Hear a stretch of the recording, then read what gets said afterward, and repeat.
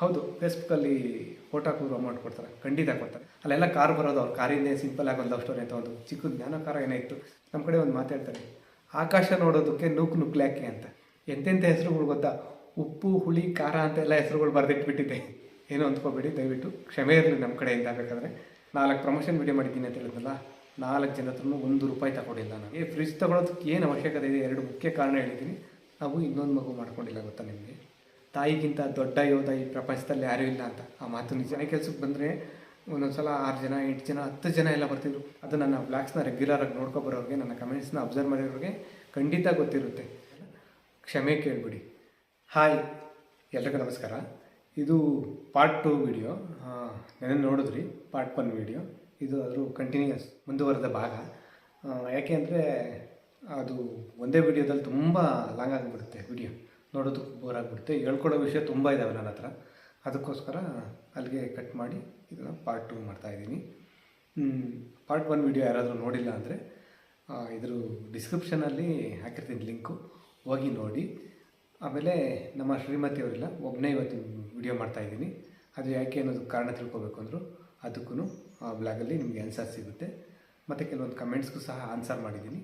ನೋಡಿಲ್ಲ ಅಂದವ್ರು ಅಲ್ಲಿ ಹೋಗಿ ನೋಡಿ, ಡಿಸ್ಕ್ರಿಪ್ಷನಲ್ಲಿದೆ ಲಿಂಕು. ಪಾರ್ಟ್ 1ನಲ್ಲಿ ಫೇಸ್ಬುಕ್ ಬಂದಿರುವಂಥ ಕಮೆಂಟ್ಸ್ಗಳು, ನೆಗೆಟಿವ್ ಕಮೆಂಟ್ಸ್ ಇರ್ಬೋದು, ಒಳ್ಳೆ ಕಮೆಂಟ್ಸ್ ಇರ್ಬೋದು, ಅವಕ್ಕೆ ಕೆಲವೊಂದು ಆನ್ಸರ್ ಮಾಡಬೇಕಿತ್ತು. ನಾನು ಅವಕ್ಕೆ ಆನ್ಸರ್ ಮಾಡಿದ್ದೀನಿ ಪಾರ್ಟ್ 1 ವಿಡಿಯೋದಲ್ಲಿ.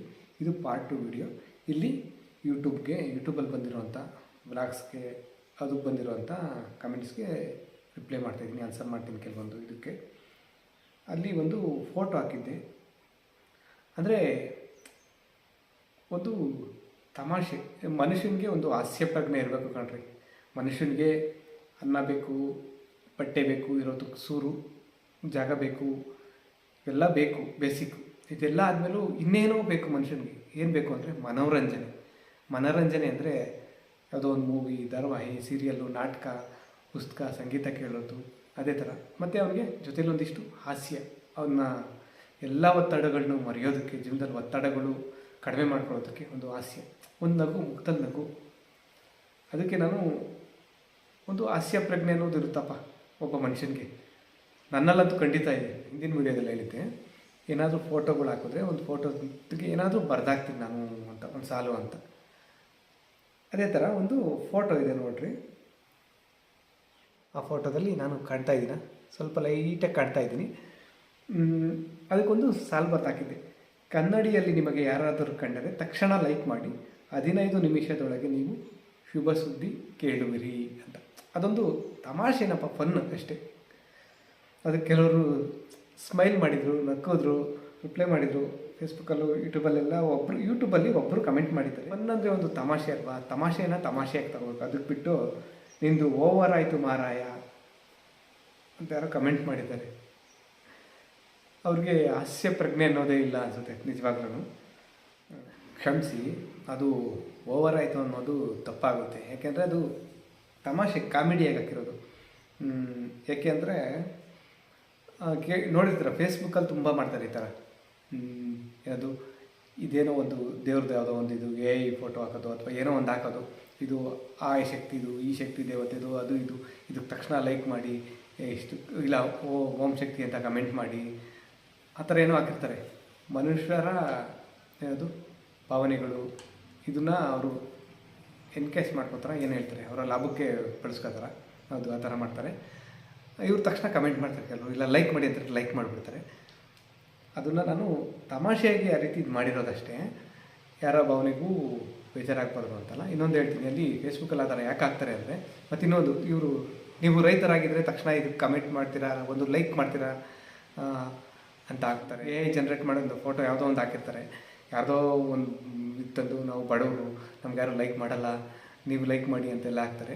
ಅವರೆಲ್ಲ ಅಷ್ಟೆಲ್ಲ ಯಾಕೆ ಫೋಟೋ ಹಾಕ್ತಾರೆ ಅಂದರೆ, ಆ ಫೋಟೋ ಹಾಕೋದವ್ರಿಗೆ ಫೇಸ್ಬುಕ್ ಕಡೆಯಿಂದ ಅಮೌಂಟ್ ಬರುತ್ತೆ. ಹೌದು, ಫೇಸ್ಬುಕ್ಕಲ್ಲಿ ಫೋಟೋ ಹಾಕಿದ್ರು ಅಮೌಂಟ್ ಕೊಡ್ತಾರೆ, ಖಂಡಿತ ಕೊಡ್ತಾರೆ. ನಾನು ತಗೋತಾ ಇದ್ದೀನಿ, ನನಗೂ ಬರ್ತಾಯಿದೆ. ಫೋಟೋ ಹಾಕಿದ್ರೆ ಅಮೌಂಟ್ ಬರುತ್ತೆ. ಅವ್ರು ಮಾಡ್ತಾ ಇರೋದು ಅದಕ್ಕೋಸ್ಕರನೇ. ಅವರು ಜನರು ಭಾವನೆಗಳ ಜೊತೆ ಆಟ ಆಡ್ತಿದ್ದಾರೆ. ಓಂ ನಮ ಅಂತ ಬರೀರಿ, ಓಂ ಶಕ್ತಿ ಅಂತ ಬರೀರಿ, ಜೈ ಶ್ರೀರಾಮ್ ಅಂತ ಬರೀರಿ, ಏನೋ ಒಂದು ಆಗ್ತಾ ಇರ್ತಾರೆ. ಯಾವುದೋ ಒಂದು ಫೋಟೋ ಹಾಕೋದು, ಇದಕ್ಕೆ ಈ ಥರ ಕಮೆಂಟ್ ಮಾಡಿ, ನೀವು ಇದು ರೈತರಾಗಿದ್ದರೆ, ಇದಕ್ಕೆ ನಿಜವಾದ ರೈತರಾಗಿದ್ದರೆ ಲೈಕ್ ಮಾಡಿ ಅಂತೆಲ್ಲ ಹಾಕ್ತಾರೆ. ಜನರು ಗೊತ್ತಿಲ್ಲ ಅದ್ರ ಬಗ್ಗೆ ಲೈಕ್ ಮಾಡಿಬಿಡ್ತಾರೆ, ಒಂದು ಇದು ಮಾಡಿಬಿಡ್ತಾರೆ. ಆದರೆ ಅದರಿಂದ ಅವ್ರಿಗೆ ಅರ್ನಿಂಗ್ಸ್ ಆಗ್ತಾ ಇರುತ್ತೆ. ಅವ್ರಿಗೆ ಬಿಡಿ, ಅವ್ರದ್ದು ಅದು ಒಂದು ದುಡಿಮೆ ಮಾರ್ಗ ಇರ್ಬೋದು.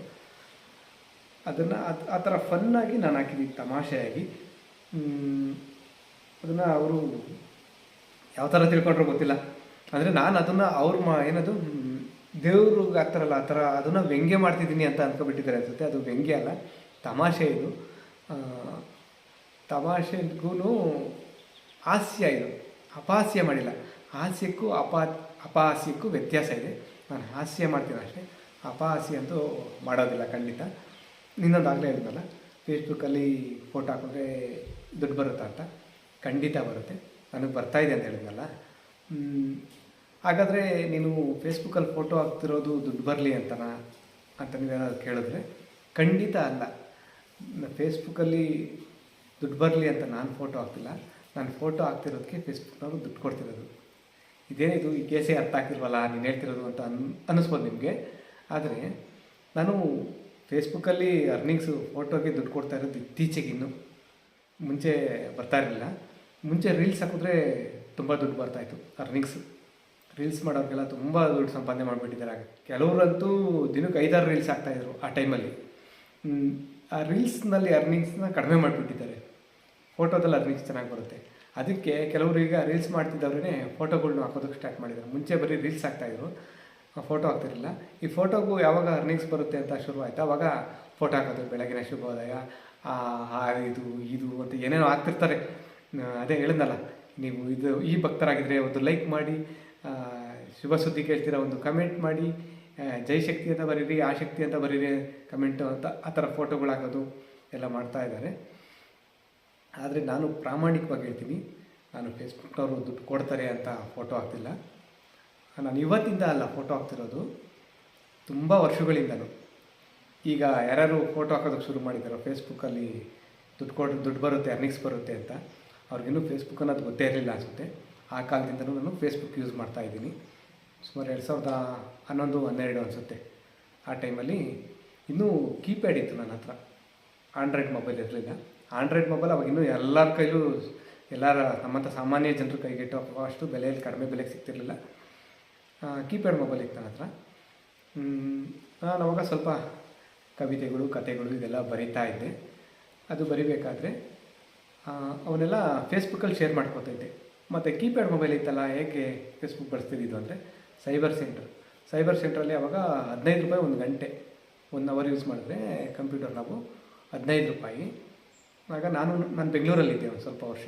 ನಾನು ನನ್ನ ತಮ್ಮ ಇದ್ವಿ, ಒಂದು ರೂಮ್ ಮಾಡ್ಕೊಂಡು ನಂದಿನಿ ಲೇಔಟ್ ಪಕ್ಕದಲ್ಲೇ, ಅಕ್ಕಪಕ್ಕದಲ್ಲೇ. ಸಿಂಪಲಾಗಿ ಒಂದು ಲವ್ ಸ್ಟೋರಿ ಮೂವಿ ಆಗ್ತಾನೆ ರಿಲೀಸ್ ಆಗಿ ಮೂವಿ ಮಾಡ್ತಾಯಿದ್ರು ಅನಿಸುತ್ತೆ. ಅವ್ರದ್ದು ಆಫೀಸ್, ಡೈರೆಕ್ಟ್ರದ್ದು ಸಿಂಪಲ್ ಸುನಿ ಅಂತಾರಲ್ಲ, ಅವ್ರ ಡೈರೆಕ್ಟ್ರದ್ದು ಆಫೀಸ್ ಅಲ್ಲೇ ಇದ್ದಿದ್ದು. ಆ ಸುತ್ತಮುತ್ತ ಸರೌಂಡಿಂಗ್ ಏರಿಯಾದಲ್ಲೇ ನಾವು ರೂಮ್ ಮಾಡಿದ್ದು. ಅಲ್ಲೆಲ್ಲ ಕಾರ್ ಬರೋದು, ಅವ್ರ ಕಾರಿಂದೇ ಸಿಂಪಲಾಗಿ ಒಂದು ಲವ್ ಸ್ಟೋರಿ ಅಂತ ಒಂದು ಚಿಕ್ಕದು ಜ್ಞಾನ ಕಾರ ಏನಾಯಿತು, ಆ ಕಾರಿಂದೇ ಹಾಕ್ಕೊಂಡಿದ್ದು ಸ್ಟಿಕ್ಕರ್. ಅಲ್ಲೆಲ್ಲ ಓಡಾಡ್ತಾ ಇರೋದು ಕಾರೆಲ್ಲ ನೋಡಿದ್ದೀವಿ. ಆ ಸರೌಂಡಿಂಗಲ್ಲೇ ಮನೆ ಮಾಡಿದ್ದು. ಅಲ್ಲಿಂದ ನಾನು ನಂದಿನಿ ಲೇಔಟ್ ಹತ್ರ, ನಂದಿನಿ ಲೇಔಟ್ಗೆ ನಡ್ಕೊಂಡೇ ಹೋಗ್ತಿದ್ದೆ ನಾನು. ನಂದಿನಿ ಲೇಔಟಲ್ಲಿ ಒಂದು ಪಾರ್ಕ್ ಇದೆ, ನಂದಿನಿ ಲೇಔಟ್ದು. ಆ ಪಾರ್ಕ್ ಪಕ್ಕದಲ್ಲೇ ಒಂದು ಲೈಬ್ರರಿ ಇದೆ. ಚೆನ್ನಾಗಿದೆ ಆ ಲೈಬ್ರರಿ. ಆ ಲೈಬ್ರರಿಲಿ ನಾನು ಸುಮಾರು ತುಂಬ ಪುಸ್ತಕಗಳು, ಮ್ಯಾಗ್ಝಿನ್ಗಳು, ಪೇಪರ್ಗಳು ಎಲ್ಲ ಓದಿದ್ದೀನಿ. ಕೂತ್ಕೊಂಡು ಮೇಲ್ಗಡೆ ಬುಕ್ಸು ಎಲ್ಲ ಇರ್ತಿದ್ವು. ಕೆಳಗಡೆ ಫ್ಲೋರಲ್ಲಿ ನ್ಯೂಸ್ ಪೇಪರು, ಮ್ಯಾಗ್ಝಿನ್ಸು ಹಾಕಿರೋರು ತುಂಬ ಜನ ಕೂತ್ಕೊಂಡು ಓದ್ತಾ ಇರೋರು. ಬುಕ್ಸ್ ಬೇಕು ಅಂದರೆ ಮೇಲ್ಗಡೆ ಇರೋದು. ಮತ್ತು ಅಲ್ಲೇ ಪಕ್ಕದಲ್ಲಿ ಆ ಕಡೆನೇ ಮೇಲ್ಗಡೆ ಕಂಪ್ಯೂಟರ್ ಸೆಕ್ಷನ್ ಸಹ ಇತ್ತು. ಅಲ್ಲಿ ಅಂದರೆ ಹೊರಗಡೆ ಸೈಬರ್ಗೆ ಹೋದ್ರು, ಸೈಬರ್ ಸೆಂಟ್ರ್ ಅಂತಾರಲ್ಲ, ಕಂಪ್ಯೂಟರ್ ಸೆಂಟ್ರು, ಅಲ್ಲೋದ್ರೆ 1 ಅವರ್ಗೆ 15 ರೂಪಾಯಿ ಕೊಡಬೇಕಿತ್ತು. ಅದಕ್ಕೆ ನಾನು ನಂದಿನಿ ಲೇಔಟ್ ಅಲ್ಲಿಗೆ ಹೋಗ್ತಾಯಿದ್ದೆ. ಏನು ಗೊತ್ತಾ, ಅಲ್ಲಿ 10 ರೂಪಾಯಿ 1 ಗಂಟೆಗೆ ನಾನು ಹೋಗಿ ಯೂಸ್ ಮಾಡ್ತಿದ್ದೆ ಫೇಸ್ಬುಕ್ಕು. ನಾನು ಯಾವುದೋ ಒಂದು ಕವಿತೆ ಪೇಪರಲ್ಲಿ ಬರ್ಕೊಂಡು ಹೋಗ್ತಿದ್ದೆ ನಾನು, ಮನೇಲೆಲ್ಲ ರೂಮಲ್ಲಿ ಬರ್ಕೊಂಡು ಹೋಗ್ಬಿಟ್ಟು. ಅದೊಂದು ಖುಷಿ, ಹೊಸ್ದಾಗಿ ಇನ್ನೂ ಫೇಸ್ಬುಕ್ ಬಂದಿದ್ದು. ಮತ್ತು ಒಳ್ಳೊಳ್ಳೆ ಫ್ರೆಂಡ್ಸ್ ಇದ್ರು ಅವಾಗ ಫೇಸ್ಬುಕ್ಕಲ್ಲಿ. ಅವರು ಎಲ್ಲ ಓದೋ ಅಂಥವ್ರು, ಬರೆಯೋಂಥವ್ರೆಲ್ಲ ಪರಿಚಯ ಫೇಸ್ಬುಕ್ಕಲ್ಲಿ, ಫ್ರೆಂಡ್ಸ್ ಗ್ರೂಪು. ಕವಿತೆ ಬರೆಯೋದು, ತಗೊಂಡೋಗ್ಬಿಟ್ಟು ಅಲ್ಲಿ ಕೂತ್ಕೊಂಡು ಕಂಪ್ಯೂಟರ್ ಮುಂದೆ ಟೈಪ್ ಮಾಡೋದು. ಅದೊಂದು ಇದಿತ್ತು, ಟೈಪ್ ಮಾಡಿಬಿಟ್ಟು ಅದು ಪೇಸ್ಟ್ ಮಾಡಿಕೊಂಡು ಹೋಗೋದು. ಮತ್ತು ಅದಕ್ಕೆ ಸೂಕ್ತ ಆಗುವಂಥದ್ದು, ಹೊಂದಿಕೆ ಆಗುವಂಥ ಒಂದು ಇಮೇಜನ್ನು ಹುಡ್ಕೋದು ಗೂಗಲಲ್ಲಿ ಇಂಟರ್ನೆಟ್ಟಲ್ಲಿ ಹುಡುಕ್ಬಿಟ್ಟು ಆ ಇಮೇಜ್ನ ಡೌನ್ಲೋಡ್ ಮಾಡ್ಕೊಂಡು ಅದ್ರ ಜೊತೆ ಆ ಕವಿತೆ ಜೊತೆ ಆ ಇಮೇಜ್ನ ಟ್ಯಾಗ್ ಮಾಡಿ ಹಾಕೋದು. ಈ ಥರ ಮಾಡ್ತಾಯಿದ್ದೆ. ಆವಾಗಿಂದನೂ ನನಗೆ ಫೇಸ್ಬುಕ್ಕು ರೂಢಿ ಇದೆ. ಇದೇ ಥರ ಆಗ್ಲಿಂದ ಬಳಸ್ತಾಯಿದ್ದೀನಿ, ಆಗ್ಲಿಂದ ಫೋಟೋ ಹಾಕ್ತಿದ್ದೀನಿ. ಈಗ ಇವರು ದುಡ್ಡು ಕೊಡ್ತಾರೆ ಅಂತೇನು ಹೊಸ್ದಾಗಿ ಫೋಟೋಗಳು ಆಗ್ತಾಯಿಲ್ಲ. ಮತ್ತು ಇನ್ನೊಂದು, ನಮ್ಮ ಜಾಣೆ ಮಗಳು ಹುಟ್ಟಿದ ಮೇಲಂತೂ ಆವಾಗ ನನ್ನ ಹತ್ರ ಆ್ಯಂಡ್ರಾಯ್ಡ್ ಮೊಬೈಲ್ ಇತ್ತು. ನಮ್ಮ ಮದುವೆ ಟೈಮಲ್ಲೇ ಇತ್ತು ಆ್ಯಂಡ್ರಾಯ್ಡ್ ಮೊಬೈಲು. ಆಗ ನಾನು ಏನೇ ಒಂದು ತಿನ್ನಲಿ, ಒಂದು ಏನಾದರೂ ಒಂದು ಹೂವು ಅರಳಿದೆ ಎಲ್ಲೋ ಒಂದು ಕಡೆ ತೋಟದಲ್ಲಿ, ಆ ಹೂವಿನ ಫೋಟೋ ತೆಗೆದು ಶೇರ್ ಮಾಡ್ತಿದ್ದೆ ಫೇಸ್ಬುಕ್ಕಲ್ಲಿ. ಈ ಥರ ನನಗೆ ಯಾವುದೋ ಒಂದು ಹೊಸ ಬುಕ್ ತೊಗೊಂಡೆ, ಆ ಬುಕ್ಕಿಂದೊಂದು ಫೋಟೋ ತೆಗೆದು ಶೇರ್ ಮಾಡ್ತಿದ್ದೆ. ಅದು ಖುಷಿ ನನಗೆ. ಬೇರೆಯವ್ರು ಏನು ಅನ್ಸೋದಾದರೆ ಇವನೇ ಫೋಟೋ ತೆಗೆ ಹುಚ್ಚು ಯಾವಾಗಲೂ ಇವನಿಗೆ, ಅದು ನನಗೆ ಖುಷಿ ಕೊಡೋವಂಥ ವಿಷಯ. ಅದು ನನಗೆ ಫೋಟೋಗ್ರಫಿ, ವಿಡಿಯೋಗ್ರಫಿ ಅವು ನನ್ನ ತುಂಬ ಆಸಕ್ತಿ ಇರುವಂಥ ಇದು. ಅದಕ್ಕೆ ಆ ಥರ ಶೇರ್ ಮಾಡ್ತಾಯಿದ್ದೆ. ಆಮೇಲೆ ನಮ್ಮ ಜಾಣೆ ಮಗಳು ಹುಟ್ಟಿದ ಮೇಲಂತೂ ನೀವು ಹೋಗಿ ಫೇಸ್ಬುಕ್ಕಲ್ಲಿ ನೋಡಿ ಬೇಕಾದರೆ, ಮಗಳೆಲ್ಲ ನನ್ನಮ್ಮ ಅಂತ ಒಂದು ಆಲ್ಬಮ್ ಕ್ರಿಯೇಟ್ ಮಾಡಿದ್ದೀನಿ.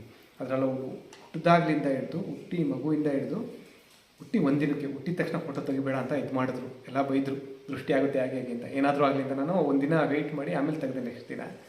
ಅವತ್ತಿಂದ ಹಿಡಿದು ಇವತ್ತಿನವರೆಗೂ ಪ್ರತಿಯೊಂದು ಹಂತದಲ್ಲೂ ಅವಳು ಹೇಗೆ ಬೆಳವಣಿಗೆ ಬಂತು ಪ್ರತಿಯೊಂದು ಇದೆ ಫೋಟೋಗಳು ತೆಗೆದಾಗ. ಅದೊಂದು ಖುಷಿ. ಅವಳೊಂದು ಹೊಸ ಬಟ್ಟೆ ಹಾಕ್ಕೊಳ್ಳಿ, ಒಂದು ಐಸ್ ಕ್ರೀಮ್ ತಿನ್ನಲಿ, ಎಲ್ಲ ಫೋಟೋದಲ್ಲಿ ನಾನು ಫೋಟೋದಲ್ಲಿ ಕ್ಯಾಪ್ಚರ್ ಮಾಡಿ ಶೇರ್ ಮಾಡೋದು ಇಮೇಜಲ್ಲಿ. ಆ ಥರ ಮಾಡಿದ್ದೀನಿ, ಆ ಥರ ಮಾಡ್ಕೊಂಡು ಬಂದಿದ್ದೀನಿ. ಅದಕ್ಕೋಸ್ಕರ ಇದೇ ಫೋಟೋಗಳನ್ನ ಅಪ್ಲೋಡ್ ಮಾಡ್ತಿದ್ದೀನಿ ಅಷ್ಟೇ. ಬಿಟ್ಟರೆ ಅವರು ದುಡ್ಡು ಕೊಡ್ತಾರೆ ಅಂತ ಎಲ್ಲ ಇದು ಮಾಡ್ತಿಲ್ಲ. ನಾನು ಫೋಟೋ ಹಾಕ್ತಿದ್ದೀನಿ, ಅಲ್ಲಿಂದ ಫೋಟೋಯಿಂದನೂ ಅರ್ನಿಂಗ್ಸ್ ಆಗ್ತಿದೆ. ಆದರೆ ತೀರಾ ಕಡಿಮೆ ರೀ, ತುಂಬ ಲಕ್ಷಾಂತರ ರೂಪಾಯಿ ಎಲ್ಲ ಈ ಮನೆ ಕಟ್ಟೋ ಅಷ್ಟೇನು ದುಡ್ಡು ಬರೋದಿಲ್ಲ ಹಂಗಂತ ಅಂದ್ಕೊಬಿಡಿ. ಆದರೆ ಕೆಲವ್ರಿಗೆ ತುಂಬ ದುಡ್ಡು ಬರುತ್ತೆ. ಏನದು, ರೈತರಾಗಿದ್ದೀವಿ ಒಂದು ಲೈಕ್ ಮಾಡಿ, ಹಾಗೆ ಮಾಡಿ, ಹೀಗೆ ಮಾಡಿ ಅಂತಾರೆ. ಅವ್ರಿಗೆ ಸಾವಿರಾರು ಗಟ್ಟಲೆ ಲೈಕ್ಸು, ಸಾವಿರಾರು ಗಟ್ಟಲೆ ಕಮೆಂಟ್ಸ್ ಎಲ್ಲ ಬರ್ತೈತಲ್ಲ, ಅವ್ರಿಗೆ ಜಾಸ್ತಿ ಅರ್ನಿಂಗ್ಸ್ ಬರುತ್ತೆ ಫೋಟೋದಿಂದ. ಅದೇ ಹೇಳಿದ್ನಲ್ಲ, ಲೈಬ್ರರಿ ಕತೆ ಅದು ಇದು, ಅದ್ರ ಬಗ್ಗೆ ನನ್ನ ಬಗ್ಗೆ ಇನ್ನೂ ತುಂಬ ಮಾತಾಡೋದಿದೆ. ತುಂಬ ಯಾವುದೂ ನಾನು ಹೇಳ್ಕೊಂಡಿಲ್ಲ ನಿಮ್ಮ ಹತ್ರ ಎಲ್ಲ. ಸಮಯ ಸಂದರ್ಭ ಬರಲಿ ಅವೆಲ್ಲ ಹೇಳ್ಕೊತೀನಿ. ಕನ್ನಡಿ ಎಲ್ಲೆಲ್ಲೋ ತೊಗೊಂಡೋಗ್ಬಿಡ್ತು, ನಂದಿನಿ ಲೇಔಟ್ಗೆಲ್ಲ ತೊಗೊಂಡೋಗ್ಬಿಡ್ತು.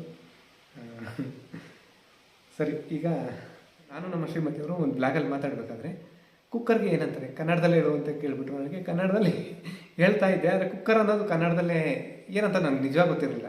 ಕುಕ್ಕರ್ ಅಂತಲೇ ಬಳಸ್ತಾರೆ ಅಂದ್ಕೊಂಡಿದ್ದೆ. ಆದರೆ ಒಬ್ಬರು ಕಮೆಂಟ್ ಮಾಡಿದ್ದಾರೆ, ಅದಕ್ಕೆ ತುಂಬ ಥ್ಯಾಂಕ್ಸ್. ಚೆನ್ನಾಗಿದೆ ಹೆಸರು. ಏನು ಗೊತ್ತಾ, ಉಗಿ ಪಾತ್ರೆ.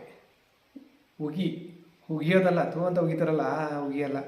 ಉಗಿ ಬಂಡಿ ಅಂದರೆ ರೈಲು, ಉಗಿ ಬಂಡಿ, ಆ ಥರ ಉಗಿ ಪಾತ್ರೆ. ಆದರೂ ಈ ಹೆಸರು ತುಂಬ ಸೂಕ್ತವಾಗಿದೆ ಅನಿಸುತ್ತೆ ನನಗೆ ಕುಕ್ಕರ್ಗೆ. ಯಾಕೆ ಗೊತ್ತಾ, ಅದು ಆವಾಗವಾಗ ಒಳಗಡೆ ಇರೋ ಸಾರು, ನೀರು, ಆಹಾರನೆಲ್ಲ ಉಗಿತಾ ಇರುತ್ತೆ. ವಿಸಲ್ ಹೊಡಿಬೇಕಾದ್ರೆ ಕೆಲವರು ಮನೇಲಿ ಉಪ್ಪು ಬರುತ್ತೆ ಗೊತ್ತಾ, ನಮ್ಮನೆಲ್ಲ ಆಗಾಗ ಉಪ್ಪು ಬರ್ತಾ ಇರುತ್ತೆ ಕುಕ್ಕರಲ್ಲಿ, ಅದು ಉಗಿತಾ ಇರುತ್ತೆ ಈಚೆಗೆ. ಅದಕ್ಕೆ ಉಗಿ ಪಾತ್ರೆ ಅನ್ನೋ ಹೆಸರು ಅದಕ್ಕೆ ಸೂಕ್ತ ಅಂತ ನಾನು ಹೇಳ್ತಿದ್ದೆ ನಮ್ಮ ಮನೇಲಿ, ಅದು ಓದ್ಬಿಟ್ಟು. ಆಮೇಲೆ ನಮ್ಮ ಜಾಣೆ ಮಗಳು ಹಾಸಿಗೆ ಮೇಲೆ ಕೂತ್ಕೊಂಡು ಮಂಚದ ಮೇಲೆ, ಅದು ಮಂಚ ಮುಂಚೆ ಈಚೆ ಇತ್ತು, ನೀವು ನೋಡಿದರೆ ಹಳೆ ಬ್ಲಾಗಲ್ಲೆಲ್ಲ, ಹಳೆ ಮನೆಯಿಂದ ತಂದಿದ್ದು ಮಂಚ ಅದು. ಅದಕ್ಕೆ ಹಳೇದಾಗಿ ಸ್ವಲ್ಪ ಅದಕ್ಕೆಲ್ಲ ಪಾಲಿಷ್ ಮಾಡಿಸಿ ಒಳಗಡೆ ಇಡೋಣ ಅಂತ ಹೇಳ್ಬಿಟ್ಟು ಈಚೆನೇ ಇಟ್ಟಿದ್ವಿ. ಆಮೇಲೆ ಒಬ್ಬರು ಕಾರ್ಪೆಂಟ್ರನ್ನ ಕರೆಸಿ ಅದಕ್ಕೆಲ್ಲ ಪಾಲಿಶು ಏನೇನು ಬೇಕೋ ತಂದುಕೊಟ್ವಿ, ಪಾಲಿಶ್ ಎಲ್ಲ ಮಾಡಿಕೊಟ್ರು. ಒಳಗಡೆ ಇಟ್ಟಿದ್ದೀವಿ, ಈ ಕಡೆ ರೂಮಲ್ಲಿ ಇಟ್ಟಿದ್ದೀವಿ, ಸಣ್ಣ ರೂಮಲ್ಲಿ. ಅಲ್ಲಿ ಹಾಸಿಗೆಯನ್ನು ಅಲ್ಲೇ ಹಾಕಿದ್ದೀವಿ. ಅದ್ರ ಮೇಲೆ ಕೂತ್ಕೊಂಡು ಓದ್ಕೋತಾ ಇದ್ದರು ನಮ್ಮ ಜಾಣೆ ಮಗಳು. ಮೊನ್ನೆ ಬ್ಲಾಗಲ್ಲಿ ನೋಡಿ ಯಾರೊಬ್ಬರು ಕಮೆಂಟ್ ಮಾಡಿದೆ, ಸರ್ ಮಕ್ಕಳು ಹಾಸಿಗೆ ಮೇಲೆ ಕೂತ್ಕೊಂಡು ಓದೋದು ಬರೆಯೋದು ಮಾಡಬಾರ್ದು, ಅದು ಒಳ್ಳೆಯದಲ್ಲ. ನೆಲದ ಮೇಲೆ ಒಂದು ಚಾಪೆ ಅಥವಾ ಮ್ಯಾಟ್ ಹಾಕಿ ಕೂರಿಸಿ ಓದಿಸಿ. ಭಗವಂತ ನಿಮ್ಮ ಮಗಳಿಗೆ ಒಳ್ಳೆಯ ಆಯಸ್ಸು, ಆರೋಗ್ಯ, ವಿದ್ಯೆ, ಬುದ್ಧಿ ಕೊಟ್ಟು ಕಾಪಾಡಲಿ ಸರ್. ತುಂಬ ಥ್ಯಾಂಕ್ ಯು ಮೇಡಮ್, ನಿಮ್ಮ ಕಾಳಜಿಗೆ ಧನ್ಯವಾದ. ಥ್ಯಾಂಕ್ಸ್. ನನಗೆ ಈ ವಿಷಯ ಗೊತ್ತಿರಲಿಲ್ಲ. ಥ್ಯಾಂಕ್ಸು. ಅವ್ರು ಒಳ್ಳೆ ತಂದಲ್ಲೇ ಹೇಳಿದ್ದಾರೆ, ಒಳ್ಳೆ ಹೇಳಿದ್ದಾರೆ. ಆದರೆ ನನಗೂ ಇಲ್ಲೊಂದು ಗೊಂದಲ ಇದೆ. ಏನು ಗೊತ್ತಾ, ಜಾಣೆ ಮಗಳು ಅದೇ ಹಾಸಿಗೆ ಮೇಲೆ ಕೂರಿಸಿ ಓದಿಸ್ಬಾರ್ದು ಮಗಳನ್ನ ಅಂತ ಎಲ್ಲ ಹೇಳ್ತಾರಲ್ಲ. ಆದರೆ ನಮ್ಮ ಜಾಣೆ ಮಗಳು ನಿಜ ಹೇಳ್ತೀನಿ, ನಮ್ಮ ಹಳೆ ಮನೇಲಿ ಸ್ವಲ್ಪ ಕೆಳಗಡೆ ಎಲ್ಲ ಕೂತ್ಕೊಂಡು ಇಕ್ಕಟ್ಟು ಆಗೋದೆಲ್ಲ, ಮೂಟೆ ಅವು ಇವು ಚೀಲ ಇರ್ತಿದ್ವು. ಅದಕ್ಕೆ ಅವಳು ಹಾಸಿಗೆ ಮೇಲೆ ಅವಳು ಮಂಚದ ಮೇಲೆ ಕೂತ್ಕೊಂಡೆ ಅವಳು ಓದ್ತಾ ಇದ್ದಿದ್ದು, ಬರೀತಾ ಇದ್ದಿದ್ದು ಎಲ್ಲನೂ. ಅವಳು ಈ ತಿದ್ದೋದು ಕಲ್ತಿದ್ದು, ABCD ತಿದ್ದೋದು ಕಲ್ತಿದ್ದು ಸ್ಲೇಟ್ ಮೇಲೆ ಸಹ ಮಂಚದ ಮೇಲೆ ಕೂತ್ಕೊಂಡೇನೆ. LKGಯಿಂದನೂ ಹೋಮ್ವರ್ಕ್ ಮಾಡ್ತಿರೋದೆಲ್ಲ ಮಂಚದ ಮೇಲೆ ಕೂತ್ಕೊಂಡೇನೆ, ಹಾಸಿಗೆ ಮೇಲೆ ಕೂತ್ಕೊಂಡೇನೆ. ಆದರೆ ಅವಳು ಚೆನ್ನಾಗಿ ಓದ್ತಿದ್ದಾಳೆ. 95, 96, 98, 99 ಈ ಥರನೇ ಮಾರ್ಕ್ಸ್ ಬರ್ತಿದೆ. 95 ಎಬೋನೇ ಯಾವಾಗಲೂ ಇರ್ತಾಳೆ ಮಾರ್ಕ್ಸ್ ತೆಗೆಯೋದ್ರಲ್ಲಿ. ಕೆಲವೊಂದು ಸಲ 99% ಔಟ್ ಆಫ್ ಎಲ್ಲ ತೆಗೆದಿದ್ದಾಳೆ. ಚೆನ್ನಾಗಿ ಓದ್ತಿದ್ದಾಳು, ಓದೋದ್ರಲ್ಲಿ ಏನು ಸಮಸ್ಯೆ ಆಗಿಲ್ಲ. ಏನು ಅಂತ ನನಗೆ ಗೊತ್ತಿಲ್ಲ, ಯಾಕೆ ಹಾಸಿಗೆ ಮೇಲೆ ಕೂತ್ಕೊಂಡು ಓದಬಾರ್ದು, ಅದೇನಾದರೂ ಗೊತ್ತಿದ್ರೆ ನಿಮಗೆ ತಿಳಿಸಿ ದಯವಿಟ್ಟು ನನಗೆ. ಅಪ್ಪ ಇವ್ರ ಕಮೆಂಟ್ ನೋಡ್ರಿ, ಬ್ರೋ ವೈಫ್ಗೆ ಏರ್ ಆಯಿಲ್ ಮಸಾಜ್ ಮಾಡಿ ಹೇರ್ ಸ್ಟೈಲ್ ಮಾಡಿ ನೋಡೋಣ ನೆಕ್ಸ್ಟ್ ಬ್ಲಾಗಲ್ಲಿ. ಇದು ಒಂಥರ ಚಾಲೆಂಜ್ ಆಗಿಬಿಡ್ತು. ನೋಡೋಣ, ನಾನು ಜಡೆ ಹಾಕ್ಬೋದಾ? ಹಾಕ್ತೀನಿ, ಜಡೆ ಹಾಕೋದು ಕಲ್ತಿದ್ದೀನಿ ಒಂಚೂರು, ಚೂರು ಪಾರು ಪೂರ ಅಲ್ದಿದ್ರು ಚೂರು ಪಾರು ಜಡೆ ಹಾಕೋದು ಕಲ್ತಿದ್ದೀನಿ. ನೋಡೋಣ, ಖಂಡಿತ ನಿಮ್ಮ ಆಸೆ ನೆರವೇರಿಸ್ತೀನಿ. ಒಂದಿನ ನಮ್ಮ ಶ್ರೀಮತಿಯವ್ರಿಗೂ ಅವರು ಖುಷಿ ಪಡ್ತಾರೆ ಈ ಥರ ಮಾಡಿದ್ರೆ. ಅವ್ರಿಗೂ ಆಯಿಲ್ ಮಸಾಜ್ ಮಾಡಿ ತಲೆ ಕೂದಲಿಗೆ ಎಣ್ಣೆ ಹಚ್ಚಿ ತಲೆ ಬಚ್ಚಾರ, ಅವ್ರಿಗೂ ತುಂಬ ಖುಷಿ ಪಡ್ತಾರೆ. ಖಂಡಿತ ಮಾಡೋಣ. ಅಪ್ಪ ಇದೊಂದಕ್ಕೆ ಇದು ಕಮೆಂಟ್ ಬಂದಿದ್ದು, ಇನ್ನೊಂದು ಅದೇ ಇದಕ್ಕೇ, ನೀನೊಬ್ಬ ಕಮ್ಮಿ ಆಗಿದ್ದೆ ಕಣೋ ವ್ಲಾಗ್ ಮಾಡೋದಕ್ಕೆ. ನಗು ಬರುತ್ತೆ ಈ ಥರ ಕಮೆಂಟ್ಗಳು ನೋಡ್ದಾಗ ನನಗೆ. ಅವರೇ ತಿಳುವಳಿಕೆ ಇಲ್ವಾ ಈ ಥರ ಮಾತಾಡ್ತಾರಲ್ಲ ಅಂತ. ಯಾರು ಸರ್ ಅವರು, ಅವ್ರ ಹೆಸರೆಲ್ಲ ಹೇಳ್ತಾ ಇಲ್ಲ, ಯಾರ ಹೆಸರನ್ನು ಹೇಳೋದಿಲ್ಲ, ಬೇಡ. ಸರ್ ಅವರು ಜೆಂಟ್ಸ್ ಮಾಡಿರೋದು. ಇನ್ನೊಬ್ಬ ಕಮ್ಮಿ ಇದ್ದೆ ಕಣ ಬ್ಲಾಗ್ ಮಾಡೋದಕ್ಕೆ ಅಂತ. ಯಾಕೆ ಸರ್ ನಾವು ಬ್ಲಾಗ್ ಮಾಡಬಾರ್ದ? ಇದು ಏನಾದರೂ ಏನದು ಲಿಮಿಟೆಡ್ ಸೀಟಾ? ಇದು ಒಂದು ಸ್ಕೂಲು ಅಥವಾ ಫಿಲಮ್ ಥಿಯೇಟ್ರು ಅಥವಾ ಬಸ್ಸಲ್ಲಿ ಸೀಟ್ ಇರ್ತಾರೆ, ಆ ಥರ ಲಿಮಿಟೆಡ್ ಸೀಟಾ? ಇಷ್ಟೇ ಜನ ಇರಬೇಕು, ಇಷ್ಟೇ ಜನ ಬರಬೇಕು, ಇಷ್ಟೇ ಜನ ಕೂರಬೇಕು ಅಂತ ಏನಾದರೂ ಇದೆಯಾ, ರೂಲ್ಸ್ ಇದೆಯಾ? ನಮ್ಮ ಕಡೆ ಒಂದು ಮಾತಾಡ್ತಾರೆ, ಆಕಾಶ ನೋಡೋದಕ್ಕೆ ನುಗ್ಲಾಕೆ ಅಂತ. ಆ ಥರ ಯೂಟ್ಯೂಬು ಇವೆಲ್ಲ ಅನ್ನೋದು ಸಮುದ್ರ ಇದ್ದಂಗೆ, ಆಕಾಶ ಇದ್ದಂಗೆ, ಯಾರು ಬೇಕಾದ್ರೆ ನಿಂತ್ಕೊಂಡು ಆಕಾಶ ನೋಡ್ಬೋದು. ಅದಕ್ಕೆ ನುಗ್ಲಾಗಲ್ಲ ಆಕಾಶ ನೋಡೋದಕ್ಕೆ. ಅದೇ ಥರ ಬ್ಲಾಗ್ಸ್ನ ಯಾರು ಬೇಕಿದ್ರೂ ಮಾಡ್ಬೋದು. ನಾಳೆಯಿಂದ ನೀವು ಮಾಡಿ, ನೀವು ಅರ್ನಿಂಗ್ಸ್ ಮಾಡಿ, ನಿಮಗೂ ಒಳ್ಳೆಯದಾಗುತ್ತೆ. ಮಾಡ್ಬೋದು, ನೀವು ಮಾಡಿ, ಅದೇನಿಲ್ಲ. ಇವರು ಮುಂಚೆನೇ ಈ ಮಾತಾಡಿದರೆ ನಮ್ಗೆ ಅನುಕೂಲ ಆಗ್ತಿತ್ತು. ಏನು ಗೊತ್ತಾ ಸರ್, ಟೆರೆಸ್ ಮೇಲೆ ಅಡಿಕೆ ಬೇಯಿಸಿ ಹಾಕಿದ್ರಲ್ಲ, ಅದು ಟಾರ್ಪರ್ ಮೇಲೆ ಹಾಕಿ, ಇಲ್ಲ ಅಂದರೆ ಅದು ಹಾಗೆ ಕಲೆ ನಿಲ್ತು ಬಿಡುತ್ತೆ ಅಂತ. ಇದು ನಮ್ಗೆ ಮುಂಚೆನೇ ಗೊತ್ತಾಗಿದ್ರೆ ನಿಜ ಇವ್ರ ಮಾತನ್ನ ಪಾಲಿಸ್ತಾ ಇದ್ವಿ. ಯಾಕೆಂದರೆ ನಾವು ಅಡಿಕೆ ಹಾಕ್ಬಿಟ್ಟಿದ್ದೀವಿ, ಕಲೆ ಹಾಕ್ಬಿಟ್ಟಿದ್ದು. ಅಡಿಕೆ ಹಾಲು ನೋಡಿದ್ರಿ ಬ್ಲಾಗಲ್ಲಿ, ನೋಡಿದ್ದೀರ ನೀವು ಹಿಂದೆ ಬ್ಲಾಗಲ್ಲಿ. ಅಡಿಕೆ ಹಾಕಿದ್ಮೇಲೆ ಅಡಿಕೆ ಕಲೆ ಇರುತ್ತಲ್ಲ, ಅಡಿಕೆ ಹಾಲು ಇಕ್ಕಿರ್ತೀವಲ್ಲ, ಅದನ್ನ ಅಳ್ಳಬೇಕಾದ್ರೆ ಎಲ್ಲ ಕಲೆ ಅಲ್ಲೇ ನಿಂತುಬಿಡುತ್ತೆ. ಕಲೆ ಐತೆ ಪಾಪ ಇವರು ಇದು ಹೇಳಿಬಿಟ್ಟಿದ್ದಾರೆ. ಆದರೆ ಅಡಿಕೆ ಹಾಕ್ಬಿಟ್ಟು ಕಲೆ ಆಗಿಬಿಟ್ಟಿದೆ. ನೆಕ್ಸ್ಟ್ ನೋಡೋಣ, ಮುಂದಿನ ಸಲ ಅಂದರೆ ಹಿಂಗೆ ಮಾಡಬೇಕಿನ್ನ.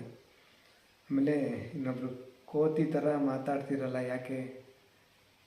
ಹೌದಾ, ನಿಮ್ಗೇನು ಅನಿಸುತ್ತೆ ನಾನು ಕೋತಿ ಥರ ಮಾತಾಡ್ತಿದ್ದೀನ?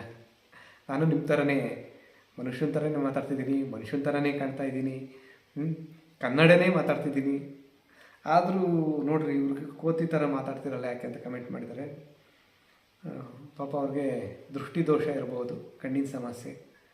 ಯಾವುದಾದ್ರೂ ಒಳ್ಳೆ ಕಣ್ಣಿನ ಡಾಕ್ಟ್ರ್ ಹತ್ರ, ನೇತ್ರ ವೈದ್ಯರಂತಾರ ಅವ್ರನ್ನ, ಐ ಸ್ಪೆಷಲಿಸ್ಟ್ ಅವ್ರ ಹತ್ರ ಪರೀಕ್ಷೆ ಮಾಡಿಸ್ಕೊಂಡು ಒಂದು ಸೂಕ್ತವಾದ ಕನ್ನಡಕನ ತೊಗೊಳ್ಳಿ. ನಿಮ್ಮ ಕಣ್ಣಿಗೆ ಎಲ್ಲರೂ ಮನುಷ್ಯರ ಥರ ಕಾಣ್ತಾರೆ. ಇಷ್ಟು ಹೇಳೋಕ್ಕೆ ಇಷ್ಟಪಡ್ತೀನಿ. ಆಮೇಲೆ ಅದೇ ಇದು ಹೇಳಿದ್ನಲ್ಲ, ಹುಗಿ ಪಾತ್ರೆ ಅಂತ ಕಮೆಂಟ್ ಮಾಡಿದ್ರು ಅಂತ, ಅದಕ್ಕೆ ಅದೇ ಬ್ಲಾಗಲ್ಲೇ ಮಿಕ್ಸ್ ಮಾಡೋದು ಅನ್ನೋದನ್ನ ಕನ್ನಡದಲ್ಲಿ ಏನಂತ ಗೊತ್ತಾಗಲಿಲ್ಲ ನನಗೆ. ಎಲ್ಲ ಸೇರಿಸ್ಕೋತಿದ್ದೀವಿ, ಬೆರೆಸ್ಕೋತಿದ್ದೀವಿ, ಒದಿಸ್ಕೋತಿದ್ದೀವಿ ಅಂತ ಹೇಳಿದ್ವಿ. ಮಿಕ್ಸ್ ಮಾಡೋದಕ್ಕೆ ಏನಂತಾರೆ ಅಂದರೆ, ಅದಕ್ಕೆ ಒಂದಿಬ್ಬರು ಕಮೆಂಟ್ ಮಾಡಿದ್ದಾರೆ, ಮಿಶ್ರಣ ಅಂದರೆ ಮಿಕ್ಸ್ ಮಾಡ್ಕೊಳ್ಳೋದು. ಎಷ್ಟು ಚೆನ್ನಾಗಿದೆಯಲ್ಲ, ಮಿಕ್ಸ್ ಮಾಡ್ಕೊಳ್ಳೋದಕ್ಕಿಂತ ಮಿಶ್ರಣ ಅನ್ನೋದೇ ಎಷ್ಟು ಚೆನ್ನಾಗಿದೆ ಕನ್ನಡ ಪದ. ಥ್ಯಾಂಕ್ಸ್ ತಿಳಿಸ್ಕೊಟ್ಟಿದ್ದಕ್ಕೆ. ಹೋಮ್ ಟೂರ್ ಮಾಡಿ ಅಂತಲೇ ಕೇಳ್ತಿದ್ದಾರೆ. ಅದು ಹೇಳಿದ್ದೀನಿ, ಹೋಮ್ ಟೂರ್ ಮಾಡೋದು ಯಾವಾಗ ಮಾಡ್ತೀನಿ ಅಂತ ಹಿಂದೆ ಪಾರ್ಟ್ 1 ವೀಡಿಯೋದಲ್ಲಿ ಹೇಳಿದ್ದೀನಿ. ನೋಡಿಲ್ಲ ಅಂದರೆ ಲಿಂಕ್ ಇದೆ ಡಿಸ್ಕ್ರಿಪ್ಷನಲ್ಲಿ, ಹೋಗಿ ನೋಡಿ. ನಿಮ್ಮ ಹೆಂಡತಿಯ ಯೂಟ್ಯೂಬ್ ಚಾನಲ್ ಹೆಸರೇನು? ಅವರು ರಿಪ್ಲೈ ಮಾಡಿದೆ, ವಿಲೇಜ್ ಬೆಸ್ಟ್ ರೆಸಿಪೀಸ್ ಅಂತ. ಅದಕ್ಕೆ ಅವರು ಸರ್ಚ್ ಮಾಡಿ ಒಂದು ಇದು ಮಾಡಿದ್ದಾರೆ, ಕಮೆಂಟ್ ಮಾಡಿದ್ದಾರೆ, ರಿಪ್ಲೈ ಮಾಡಿದ್ದಾರೆ ನನಗೆ. Even I was searched earlier, I don't get after searching them, I got it. The name of village best recipes add so many channels, so I would suggest if you want can change the channel name. ಅಂದರೆ ಅವರು ನಾನು ಹುಡುಕಿದೆ, ಆದರೆ ಈ ಥರ channel ಇದ್ರೂ ತುಂಬ ಹೆಸರುಗಳು, name ಇರೋ ಚಾನಲ್ಗಳಿದ್ದಾವೆ. ಸಾಧ್ಯ ಆದರೆ ನಿಮ್ಮ ಯೂಟ್ಯೂಬ್ ಚಾನಲ್, ನಿಮ್ಮ ಶ್ರೀಮತಿ ಅವ್ರದ್ದು ಅಂದರೆ ವಿಲೇಜ್ ವಿತ್ ರೆಸಿಪೀಸ್ ಆ ಚಾನಲ್ದು ನೇಮ್ನ ಚೇಂಜ್ ಮಾಡಿ, ಬದಲಾಯಿಸಿ ಅಂತ ಹೇಳಿದ್ದಾರೆ. ಆದರೆ ವಿಲೇಜ್ ವೆಜ್ ರೆಸಿಪೀಸ್ ಅನ್ನೋ ಹೆಸರು ತುಂಬ ಸೂಕ್ತವಾಗಿದೆ. ಆ ಹೆಸರು ಸೆಲೆಕ್ಟ್ ಮಾಡಬೇಕಾದ್ರೆ ನಾನು ತುಂಬ ಹುಡುಕಾಡಿದ್ದೀನಿ. ಸುಮಾರು ಒಂದು 20 ಹೆಸರುಗಳನ್ನ ಬರ್ಕೊಂಡು ಅದರಲ್ಲಿ ಇದನ್ನು ಸೆಲೆಕ್ಟ್ ಮಾಡಿದ್ದು. ಎಂತೆಂಥ ಹೆಸರುಗಳು ಗೊತ್ತಾ, ಉಪ್ಪು ಹುಳಿ ಖಾರ ಅಂತೆಲ್ಲ ಹೆಸರುಗಳು ಬರೆದಿಟ್ಬಿಟ್ಟಿದ್ದೆ. ಅವೆಲ್ಲ ನೋಡಿ ಕೊನೆಗೆ ನಾನೇ ಸೆಲೆಕ್ಟ್ ಮಾಡಿದ್ದು ವಿಲೇಜ್ ವೆಜ್ ರೆಸಿಪೀಸ್ ಅಂತ. ಅಂದರೆ ವಿಲೇಜ್ ಹಳ್ಳಿ ವೆಜ್, ನಾವು ವೆಜಿಟೇರಿಯನ್ ವೆಜ್ಜೇ ಮಾಡೋದು, ಅದಕ್ಕೋಸ್ಕರ ವೆಜ್ ರೆಸಿಪೀಸು. ಮತ್ತು ಇನ್ನೊಂದು ಬೇರೆ ಬೇರೆ ಚಾನಲ್ ಇದೆ ವಿಲೇಜ್ ಹೆಸರಲ್ಲಿ, ವಿಲೇಜ್ ವೆಜ್ ಫುಡ್ಡು, ವಿಲೇಜು ಬೇರೆ ಬೇರೆ ಏನೋ ಇದೆ, ತುಂಬ ಫೇಮಸ್ ಚಾನಲ್ಗಳಿದ್ದಾವೆ. ಆ ಚಾನಲ್ ಇದು ಸರ್ಚ್ ಮಾಡಿದಾಗ ಅಥವಾ ಆ ಕೀವರ್ಡ್ಸ್ ಜೊತೆ ಇದು ಮ್ಯಾಚ್ ಆಗುತ್ತೆ, ವಿಲೇಜ್ ಇದೆ ವೆಜ್ ಇದೆ ಆ ಥರ ಚಾನಲ್ಗಳ ಜೊತೆ. ಅಂದರೆ ಏನದು ಹೂವಿನ ಜೊತೆ ನಾರು ಸ್ವರ್ಗಕ್ಕೆ ಸೇರ್ತು ಅಂತಾರಲ್ಲ, ಆ ಥರ ನಮ್ಮ ಚಾನಲು ಅವ್ರ ಜೊತೆ ಸ್ವಲ್ಪ ಗ್ರೋ ಆಗುತ್ತೆ ಆ ಚಾನಲ್ ಹೆಸರು ಜೊತೆ ಇದಾಗಿ ಅಂತೆಲ್ಲ ಥಿಂಕ್ ಮಾಡಿ. ಮತ್ತು ಕೊನೆಗೆ ಅದಕ್ಕೆ ಲೋಗೋನು ಅಷ್ಟೇ, ಯೂಟ್ಯೂಬ್ ಲೋಗೋ ನೋಡಿ, ಯೂಟ್ಯೂಬ್ದು ರೆಡ್ ಮತ್ತು ವೈಟ್ ಇದರಲ್ಲಿ ಇರುತ್ತಲ್ಲ ಅದೇ ಥರನೇ ರೆಡ್ ಇದರಲ್ಲೇ ವಿಲೇಜ್ ವೆಜ್ ರೆಸಿಪೀಸ್ ಅಂತ ನಾನೇ ಯಾವುದೋ ಒಂದು ಅಪ್ಲಿಕೇಶನಲ್ಲಿ ಲೋಗೋ ರೆಡಿ ಮಾಡಿದ್ದು. ಚೆನ್ನಾಗಿದೆ. ಸದ್ಯಕ್ಕೆ ಹೆಸರು ಚೇಂಜ್ ಮಾಡೋದಕ್ಕಾಗಲ್ಲ. ನೀವು ಹೇಳಿದ್ದು ಒಳ್ಳೇದು, ಅನುಕೂಲನೇ. ಆದರೆ ಅದು ಒಂದು ಎಮೋಷನ್, ಅದೇನೋ ಭಾವನಾತ್ಮಕ ಇದಿದೆ, ಮೊದಲಿಂದ ಅದೇ ಹೆಸರು ಯೂಸ್ ಮಾಡಿದ್ದೀವಿ. ಸಡನ್ನಾಗಿ ಚೇಂಜ್ ಮಾಡಿದ್ರೆ ಇಷ್ಟ ಆಗಲ್ಲ ಅಷ್ಟೇ. ಆಮೇಲೆ ದುಡ್ಡಿಲ್ಲ ಅಂದರೂ ಫ್ರಿಜ್ ತರುವ ಯೋಜನೆ, ಇದು ಈ ಬ್ಲಾಗ್ಗೆ ಕಮೆಂಟ್ ಬಂದಿದೆ. ಮೇಯ್ನ್ ಇದು ಕಮೆಂಟು ಹಳ್ಳಿ ಥರನೇ ಮಾತಾಡಿ, ಏನು ಗೊತ್ತಾ, ಓವರ್ ಆಗುತ್ತೆ ನೋಡೋರಿಗೆ. ನಿಮ್ಮ ವೈಫ್ ಸ್ಟೈಲಾಗಿ ಮಾತಾಡೋದು ಬೇಡ, ನ್ಯಾಚುರಲ್ ಆಗಿ ಮಾತಾಡಿ. ಓಕೆ, ಇವರು ಹೇಳಿರೋದೇನು ಕೆಟ್ಟದಾಗೇನಿಲ್ಲ, ಅಂದರೆ ನ್ಯಾಚುರಲಾಗಿ ಹಳ್ಳಿ ಭಾಷೆನಲ್ಲೇ ಮಾತಾಡಿ. ನಿಮ್ಮ ವೈಫ್ ಈ ಥರ ಹೋಗಿ ಬನ್ನಿ ಆ ಥರ ಮಾತಾಡಿದ್ರೆ ಸ್ವಲ್ಪ ಓವರ್ ಅನಿಸುತ್ತೆ ನೋಡೋರಿಗೆ ಅಂತ. ಅಂದರೆ ನ್ಯಾಚುರಲ್ ಆಗಿ ಅಂದರೆ ಯಾಕೆ ಗೊತ್ತಾ, ನಾವು ತೀರಾ ಹಳ್ಳಿ ಭಾಷೆ ಅಂದರೆ ಒಂಬೋ ಹೊತ್ತಾಯಿತು, ಒತ್ತು ಮುಣುಕ್ತು, ಬೈಗಿಂದ, ಇದು ಹಳ್ಳಿ ಬೈಗಿಂದ ಅಂದರೆ ಸಾಯಂಕಾಲದಿಂದ, ಸಂಜೆ ಮೇಲೆ ನಾವು ಮಾತಾಡ್ಬೇಕು, ಸಂಜೆ ಮೇಲೆ ಅಂತ ಮಾತಾಡ್ತೀವಿ. ತುಂಬ ಹಳ್ಳಿ ಇದರಿಂದ ನಾವು ಸ್ವಲ್ಪ ನಾಗರಿಕತೆಗೆ, ಅಂದರೆ ಹಳ್ಳಿ ಭಾಷೆ ನಾಗರಿಕತೆ ಅಲ್ವಾ, ನೀವು ನಾಗರಿಕ ಆ ಥರ ಎಲ್ಲ ಅಂದ್ಕೊಬೇಡ್ರಪ್ಪ ದಯವಿಟ್ಟು ಯಾರೂ. ಅಂದರೆ ಗೊತ್ತಾ, ಆ ಥರ ನಯ ನಾಜುಕು ಅಂತಾರಲ್ಲ, ಅದಕ್ಕೆ ಬಂದಿದ್ದೀವಿ. ಹೇಗೆ ಅಂದರೆ, ಈಗ ನಮ್ಮ ಜಾಣಿ ಮಗಳು ಸ್ಕೂಲ್ಗೆ ಹೋಗ್ತಾಳೆ. ಸ್ಕೂಲ್ಗೆ ಹೋದಾಗ ಅವಳು ಸ್ಕೂಲಲ್ಲಿ ಯಾವ ಥರ ಮಾತಾಡಬೇಕು, ಎಲ್ಲರ ಜೊತೆನೂ ನಾರ್ಮಲಾಗಿ ಈಗ ನಾನು ಹೇಗೆ ಮಾತಾಡ್ತಿದ್ದೀನೋ ಯಾವ ರೀತಿ, ಇದೇ ರೀತಿಯೇ ಅವಳು ಅಲ್ಲಿ ಮಾತಾಡಬೇಕು. ಅದೇ ರೀತಿ ಅಂದರೆ ತೀರಾ ಹಳ್ಳಿ ಭಾಷೆ ಅಲ್ಲ, ಬೈಕಿಂದ ಸಾಯಂಕಾಲ ಹೊತ್ತು ಈ ಥರ ಮಾತಾಡಬಾರ್ದು, ನಾರ್ಮಲಾಗಿ ಮಾತಾಡಬೇಕಲ್ವ. ಅದೇ ರೀತಿ ಅವಳು ಮಾತಾಡ್ತಾಳೆ. ಅವಳು ಮನೆಗೆ ಬಂದ ಮೇಲೆ ಅವಳ ಜೊತೆ ನಾವು ಹೇಗೆ ಮಾತಾಡಬೇಕು, ಅವಳು ಹೇಗೆ ಮಾತಾಡ್ತಾಳೋ ಅದೇ ರೀತಿ ನಾವು ಮಾತಾಡ್ತಾ ಇದೇ ಭಾಷೆ ರೂಢಿ ಆಗಿಬಿಟ್ಟೈತೆ, ನಮಗೆ ರೂಢಿ ಆಗಿಬಿಟ್ಟೈತೆ ಅಂದರೆ ನೋಡಿ, ಇದು ನಮ್ಮ ನ್ಯಾಚುರಲ್ ಹಳ್ಳಿ ಸೊಗಡಿನ ಭಾಷೆ, ರೂಢಿ ಆಗಿಬಿಟ್ಟಿದೆ. ಇದು ಈ ಭಾಷೆ ನಯ ನಾಜೂಕು ಇರೋ ಭಾಷೆ. ಆಮೇಲೆ ನಮ್ಮ ಶ್ರೀಮತಿಯವರು ಯೂಟ್ಯೂಬ್ ಚಾನಲ್ ಮಾಡ್ತಾರೆ, ಗೊತ್ತಿರೋದು ನಿಮಗೆಲ್ಲ, cooking channel village veg recipes ಅಂತ. ಆ ರೆಸಿಪಿ ವಿಡಿಯೋಗೆ ಅವರು ಒಂದು ರೆಸಿಪಿ ಮಾಡಿ ಅದನ್ನು ವಾಯ್ಸ್ ಓವರ್ ಕೊಡಬೇಕಲ್ಲ, ವಾಯ್ಸ್ ಓವರ್ ಕೊಡಬೇಕಾದ್ರೆ ಮಾತಾಡ್ತಾರೆ ನೋಡಿ, ಅದು ನಮ್ಮ ಹಳ್ಳಿ ಭಾಷೆನಲ್ಲಿ ಈ ಬೆರೆಸ್ಕೊತಾ ಇದ್ದೀನಿ, ಇದು ಕುದೀತೈತೆ ನೋಡ್ರಿ, ಈಗ ಸೇರಿಸ್ಕೊತಾ ಇದ್ದೀನಿ ಅಂತೆಲ್ಲ ಹೇಳಿದ್ರೆ ಅದು ಚೆನ್ನಾಗಿರೋದಿಲ್ಲ. ಒಂದು ಭಾಷೆನ ಅದೆಲ್ಲರಿಗೂ ಅರ್ಥ ಆಗೋ ಥರ ಒಂದು, ಈಗ ನಾನು ಮಾತಾಡ್ತೀನಿ ಇದೇ ರೀತಿಯಲ್ಲೇ ಮಾತಾಡಬೇಕು. ಆ ರೀತಿ ಮಾತಾಡ್ತಾ ನಮ್ಗೆ ಇದೇ ಭಾಷೆ ಬಂದುಬಿಟ್ಟಿದೆ. ಯಾವಾಗಲಾದರೂ ಬರುತ್ತೆ, ಒಂದೊಂದ್ಸಲ ಬರ್ತೈತೆ ಹೋಗ್ತೈತೆ ಅಂತ. ತೀರಾ ಅದನ್ನೇ ಮಾತಾಡ್ರಿ ಅಂದರೆ ನಮ್ಗೆ ಖಂಡಿತ ಸಾಧ್ಯ ಆಗಲ್ಲಪ್ಪ. ದಯವಿಟ್ಟು ಈ ವಿಷಯದಲ್ಲಿ ಏನೂ ಅಂದ್ಕೋಬೇಡಿ, ದಯವಿಟ್ಟು ಕ್ಷಮೆ ಇರಲಿ ನಮ್ಮ ಕಡೆಯಿಂದ ಬೇಕಾದರೆ, ಇಷ್ಟೇ. ಆಮೇಲೆ ಫೋನ್ ಶುಡ್ ಬಿ, ಅದೇ ಅಂದರೆ ಫೋನು ಗ್ಯಾಸ್ ಸ್ಟವ್ ಹತ್ರ ಇಡಬೇಡಿ, ಅಂದರೆ ಮೊಬೈಲ್ ಹೋಲ್ಡರ್ ಹಾಕಿ ಕುಕ್ಕರ್ ಹತ್ರ ಇಡ್ತಾರೆ ಅವ್ರು ರೆಸಿಪಿ ವೀಡಿಯೋ ಮಾಡಬೇಕಾದ್ರೆ. ಗ್ಯಾಸ್ ಹತ್ರ ಇಡಬೇಡಿ, ಬ್ಲಾಸ್ಟ್ ಆಗೋ ಚಾನ್ಸಸ್ ಇದೆ ಅನ್ನೋ ಅರ್ಥದಲ್ಲಿ ಮಾಡಿದ್ದಾರೆ. ನಿಮ್ಮ ಕಾಳಜಿಗೆ ಧನ್ಯವಾದಗಳು ಮೇಡಮ್. ಅಂದರೆ ಏನು ಗೊತ್ತಾ, ರೆಸಿಪಿ ವೀಡಿಯೋ ಮಾಡಬೇಕಾದ್ರೆ ಅವ್ರು ಏನು ಮಾಡ್ತಾರೆ ಅಂದರೆ, ಒಂದು ಮೊಬೈಲ್ ಹೋಲ್ಡ್ರಿಗೆ ಮೊಬೈಲ್ ಹಾಕಿಟ್ಟು ಈ ಥರ ಇಟ್ಟಿರ್ತಾರೆ, ಕೆಳಗಡೆ ಕುಕ್ಕರ್ ಮೇಲೆ ಅವ್ರೇನೋ ರೆಸಿಪಿ ಎಲ್ಲ ಹಾಕಿ ಎಲ್ಲ ಆಡಿಸಿ ಏನಂತಾರೆ ಅದನ್ನು ಫ್ರೈ ಮಾಡಿ ಇದು ಮಾಡಿದಾದ್ಮೇಲೆ ಮೊಬೈಲ್ನ ತೆಗೆದು ಸೈಡ್ಗೆ ಇಡ್ತಾರೆ ಅಷ್ಟೇ. ಮೊಬೈಲ್ ವಿಸಲ್ ಹೊಡೆದ್ಮೇಲೆ ಮತ್ತೆ ಕುಕ್ಕರ್ ಕ್ಯಾಪ್ ಓಪನ್ ಮಾಡಿ ತೋರಿಸ್ತಾರಲ್ಲ, ಅವಾಗ ಮತ್ತೆ ಮೊಬೈಲ್ ಹೋಲ್ಡ್ರಿಗೆ ಮೊಬೈಲ್ ಹಾಕ್ತಾರೆ ಅಷ್ಟೇ. ಅದು ಆ ಸೇಫ್ಟಿ ಇದೆ, ಆ ಸೇಫ್ಟಿ ಇದು ಮಾಡ್ಕೋತೀವಿ. ಅದು ನಿಮ್ಮ ಕಾಳಜಿಗೆ ನಮ್ಮ ಕಡೆಯಿಂದ ಧನ್ಯವಾದ, ಥ್ಯಾಂಕ್ ಯು. ಆಮೇಲೆ ಇನ್ನೊಂದು ಇದಕ್ಕೆ ಮೇಯ್ನ್ ತುಂಬ ಇದು ಈ ಕಮೆಂಟ್ ಬಗ್ಗೆ ಹೇಳಲೇಬೇಕು. ಹಳ್ಳಿಗಳಲ್ಲಿ ತೋಟ ಸಂತೆ ಎಲ್ಲ ಇದ್ದು ಮಾಡ್ರನ್ ಫ್ರಿಡ್ಜ್ ಯಾಕೆ ಬೇಕು, ನನ್ನ ಸಲಹೆ ಅಷ್ಟೇ. ಮನೆ ಬೇಕು ನಿಜ, ಆದರೆ ನವೀಕರಣ ಏಕೆ. ಅಂದರೆ ಫ್ರಿಡ್ಜ್ ತಗೊಳ್ಳೋ ಬಗ್ಗೆ ಮಾತುಕತೆ ಆಡಿದ್ದೀವಿ ಬ್ಲಾಗಲ್ಲಿ, ಅದಕ್ಕೆ ಒಬ್ಬರು ಮಾಡಿದ್ದಾರೆ ಮೇಡಮ್ಮು, ಅದಕ್ಕೆ ಇನ್ನೊಬ್ಬರು ಮೇಡಮ್ಮು ರಿಪ್ಲೈ ಮಾಡಿದ್ದಾರೆ. ಹಳ್ಳಿಯಲ್ಲಿ ಇದ್ದಾರೆ ಅಂತ ಮಾತ್ರಕ್ಕೆ ಟೆಕ್ನಾಲಜಿ ಉಪಯೋಗಿಸಬಾರದು ಅಂತೇನು ಇಲ್ವಲ್ಲ, ಪ್ರೀತಿಯಿಂದ ಕಷ್ಟಪಟ್ಟು ಕಟ್ಟಿದ್ದಾರೆ ಮನೇನ, ಬೇಕಾದ ಅನುಕೂಲಗಳನ್ನು ಮಾಡಿಕೊಳ್ಳಬೇಕಲ್ಲ. ಹಾಗೆ ನೋಡಿದರೆ ಯೂಟ್ಯೂಬ್ ಕೂಡ ಮಾಡ್ರನ್ ಟೆಕ್ನಾಲಜಿನೇ ಅಂತ ಹೇಳಿದ್ದಾರೆ. ಅದಕ್ಕೆ ಇನ್ನೊಬ್ಬರು ಕಮೆಂಟ್ ಮಾಡಿದ್ದಾರೆ, ಯೂಟ್ಯೂಬ್ ವಿಡಿಯೋಗೂ ಫ್ರಿಡ್ಜ್ ಟೆಕ್ನಾಲಜಿಗೂ ಎಲ್ಲಿಯ ಸಂಬಂಧ? ಅವರ ಆರೋಗ್ಯ ದೃಷ್ಟಿಯಿಂದ ಸಲಹೆ ಕೊಟ್ಟಿದೆ, ಯೋಚಿಸಿ ನೋಡಿ. ಈಗಾಗಲೇ ಚಕ್ರ ಹಿಂದೆ ತಿರುಗಿ ಮಡಿಕೆ ಕುಡಿಕೆ ಸೌದೆ ಒಲೆ ಎಲ್ಲ ಬರ್ತಾ ಇದೆ. ಟೆಕ್ನಾಲಜಿ ಎಲ್ಲಿ ಬಳಸಬೇಕು ಅಂತ ಮನುಷ್ಯ ತಿಳಿಯಬೇಕು ಅಂತ. ಆಮೇಲೆ ಇನ್ನೊಂದು ಬಂದಿದೆ, ಶೋ ಆಫ್ಗೆ ಬೇಕು ಫ್ರಿಡ್ಜ್. ಇದ್ರ ಬಗ್ಗೆ ಆಮೇಲೆ ಮಾತಾಡ್ತೀನಿ. ಶೋ ಆಫ್ಗೆ ಬೇಕು ಫ್ರಿಡ್ಜ್ ಅಂತ ಕಮೆಂಟ್ ಮಾಡಿದರೆ ಅದ್ರ ಬಗ್ಗೆ ಆಮೇಲೆ ಮಾತಾಡ್ತೀನಿ. ಈಗ ಈ 3 ಕಮೆಂಟ್ ಬಗ್ಗೆ ಹೇಳ್ತೀನಿ. ಒಬ್ಬರು ಹೇಳಿದ್ದಾರೆ, ಹಳ್ಳಿನಲ್ಲಿ ತೋಟ ಇದೆ, ಸಂತೆ ಇದೆ, ಮಾಡ್ರನ್ ಫ್ರಿಡ್ಜ್ ಹಾಕಬೇಕು, ಮನೆ ಸಾಕಲ್ವಾ ಅಂತ. ಅವ್ರು ಹೇಳಿದ್ದು ಅರ್ಥ ಆಯಿತು, ಅವ್ರ ಕಾಳಜಿಯಿಂದ ಹೇಳಿದ್ದಾರೆ. ಮತ್ತು ಇನ್ನೊಬ್ಬರು ಹೇಳಿದ್ದಾರೆ, ಹಳ್ಳಿನಲ್ಲಿದ್ದಾರೆ ಅಂದ ಮಾತಿಗೆ ಟೆಕ್ನಾಲಜಿ ಉಪಯೋಗಿಸ್ಬಾರ್ದಾ ಅಂತ ಹೇಳಿದ್ದಾರೆ. ಇವರು ಸರಿ, ಅವರು ಸರಿ. ಇದಕ್ಕೆ ರಿಪ್ಲೈ ಮಾಡಿದ್ದಾರೆ ಇನ್ನೊಬ್ಬರು. ಅವರು ಹೇಳಿದ್ದು ಯೂಟ್ಯೂಬ್ ಅಷ್ಟೇ, ಬೇರೆದೆಲ್ಲ ಆರೋಗ್ಯ ದೃಷ್ಟಿಯಿಂದ ಹೇಳಿದ್ದಾರೆ, ಫ್ರಿಡ್ಜ್ ಬೇಡ ಅಂತ ಇನ್ನೊಬ್ಬರು ಕಮೆಂಟ್ ಮಾಡಿದ್ದಾರೆ. ಹಾಗೆ ನೋಡಿಕೊಂಡ್ರೆ ಅವ್ರ ದೃಷ್ಟಿನಲ್ಲ ಅವರು ಸರಿ, ಇವ್ರ ದೃಷ್ಟಿನಲ್ಲಿ ಇವರು ಸರಿ, ಇವ್ರು ಹೇಳಿದ್ದು ಸರಿ, 3 ಜನ ಹೇಳಿದ್ದು ಸರಿ ಇದೆ. ಆದರೆ ನಾವು ಫ್ರಿಡ್ಜ್ ತಗೋಬೇಕು ಅನ್ನೋ ಕಾರಣ ಯಾಕೆ ಅಂತ ಹೇಳಿದ್ರೆ ನಿಮಗೆ ಎಲ್ಲ ಕ್ಲಿಯರಾಗಿ ಅರ್ಥ ಆಗುತ್ತೆ. ಯಾಕೆ ಅಂದರೆ ನಾವು ಹಳೆ ಮನೇಲಿದ್ದಾಗಲೇ ಫ್ರಿಡ್ಜು ತೊಗೋಬೇಕು ಅಂತ ಮಾತುಕತೆ ಆಗಿತ್ತು. ಆದರೆ ಹಳೆಯ ಮನೆ ಚಿಕ್ಕದು ಇಕ್ಕಟ್ಟು, ಫ್ರಿಡ್ಜು ಅಂತ ಇಕ್ಬಿಟ್ರೆ ಇನ್ನೂ ಇಕ್ಕಟ್ಟಾಗ್ಬಿಡ್ತೈತೆ ಅಡುಗೆ ಮನೆ. ನಾವು ಹೊಸ ಮನೆಗೆ ಹೋದಾಗ ತಗೊಳ್ಳೋಣ ಅಂತ ಅಂದ್ಕೊಂಡ್ವಿ. ಸೊಪ್ಪು ತರಕಾರಿ ಇಡೋದಕ್ಕೆ ಅಂತಲೇ ಫ್ರಿಡ್ಜ್ ಅವಶ್ಯಕತೆ ಇದೆ ನಮ್ಮ ಮನೆಯಲ್ಲಿ. ಅದು ಅವಶ್ಯಕತೆ ಇರೋದಕ್ಕೆ ತಗೊಳ್ಬೇಕು ಅಂದ್ಕೊಂಡಿರೋದು. ಯಾಕೆ ಅಂದರೆ ನಮ್ಮ ಶ್ರೀಮತಿಯವರು ರೆಸಿಪಿ ವಿಡಿಯೋಗಳನ್ನ ಮಾಡ್ತಾರೆ. ನಾನು ಅವ್ರನ್ನ ಯಾವಾಗಲೂ ಆಡ್ಕೊತಾ ಇರ್ತೀನಿ, ಬರೀ ಒಗ್ಗರಣೆ ಯಾಕೆ ಅಳ್ಳಾಡಿಸ್ತಾನೆ ಇರ್ತೀವಿ ಯಾವಾಗಲೂ ಅಂತ. ರೆಸಿಪಿಗಳು ಅಂದರೆ ಜಾಸ್ತಿ ರೈಸ್ ಐಟಮು, ಸಾಂಬಾರು ಐಟಮ್ ಈ ಥರ ಮಾಡಿದ್ದಾರೆ. ಕೆಲವೊಂದು ಐಸ್ ಕ್ರೀಮು ಮತ್ತು ಇನ್ನೊಂದು ಕೆಲವೊಂದು ರೆಸಿಪಿ ವಿಡಿಯೋಗಳಿದ್ದಾವೆ, ಬೇಕಿಂಗ್ ಐಟಮ್ಸ್ ಏನೇನು ಮಾಡ್ತಾರೆ.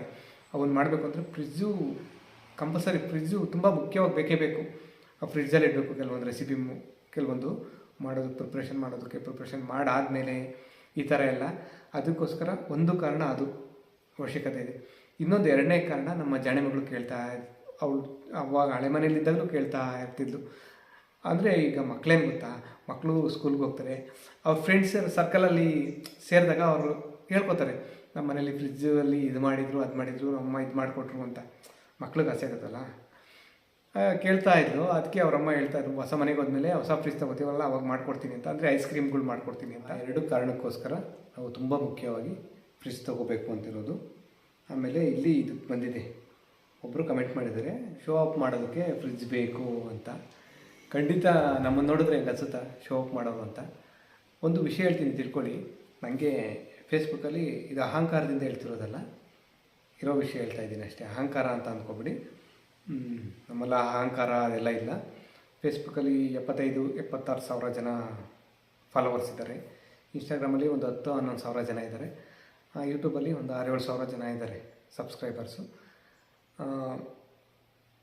ನಾನು ಶೋ ಆಫ್ ಮಾಡಬೇಕು ಅಂತ ಇದ್ದರೆ, ಆ ಥರ ಶೋಕಿ ಮಾಡಬೇಕು ಅಂತ ಇದ್ದರೆ ನಾನು ಏನೇನೋ ಮಾಡ್ಬೋದಿತ್ತು. ಶೋ ಎಲ್ಲ ಮಾಡ್ಬೋದಿತ್ತು. ಒಳ್ಳೊಳ್ಳೆ ಪ್ರಮೋಷನ್ ವೀಡಿಯೋಗಳೆಲ್ಲ ಬಂದಿದ್ವು ಕೆಲವೊಂದು, ಅವನ್ನೆಲ್ಲ ಮಾಡಿ ದುಡ್ಡು ಮಾಡಿಕೊಂಡು ಮಾಡ್ಬೋದಿತ್ತು, ಖಂಡಿತ ಮಾಡ್ಬೋದಿತ್ತು. ನನಗೆ ಯಾವ್ಯಾವ ಪ್ರಮೋಷನ್ ವೀಡಿಯೋ ಬಂದಿದ್ವು ಗೊತ್ತಾ?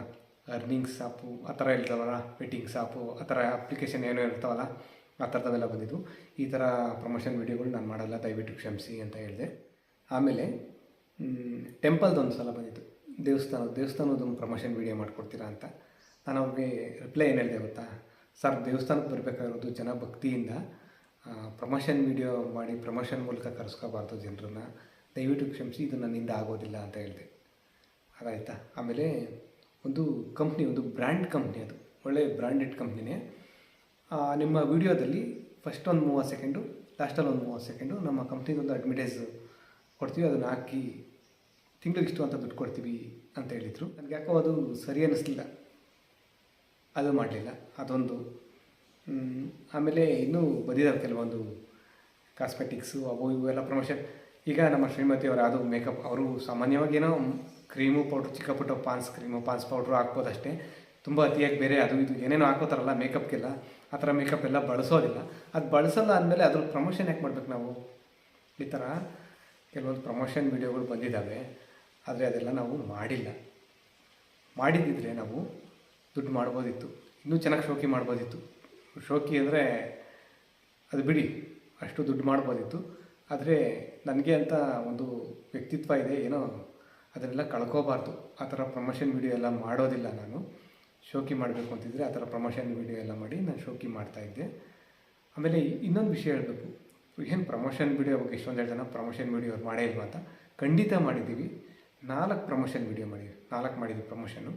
ಅದು ಎಂಥವ್ರು ಗೊತ್ತಾ, ಹೊಸ್ದಾಗಿ ಯಾರೋ ಮನೇಲಿ ಇಟ್ಕೊಂಡು ಇಲ್ಲ ಹೊಸ್ದಾಗಿ ಅಂಗಡಿ ಮಾಡಿ ಚಿಕ್ಕ ಪುಟ್ಟದಾಗಿ ಮನೇಲೇ ಅಂಗಡಿ ಈ ಥರ ಮಾಡಿ ಚಿಕ್ಕ ಪುಟ್ಟದಾಗಿ ಸ್ಯಾರಿ ಬಿಸ್ನೆಸ್ಸು, ಜ್ಯುವೆಲರಿ ಈ ಥರ ಮಾರಾಟ ಮಾಡೋದಕ್ಕೆ ಮಾಡ್ತಾರಲ್ಲ ಅಂಥವ್ರ ಹತ್ರ ಅವರು ನಮಗೆಲ್ಲ ಮೆಸೇಜ್ ಮಾಡಿ ಕೇಳಿದರು, ಅದಕ್ಕೋಸ್ಕರ ಮಾಡಿದ್ವಿ.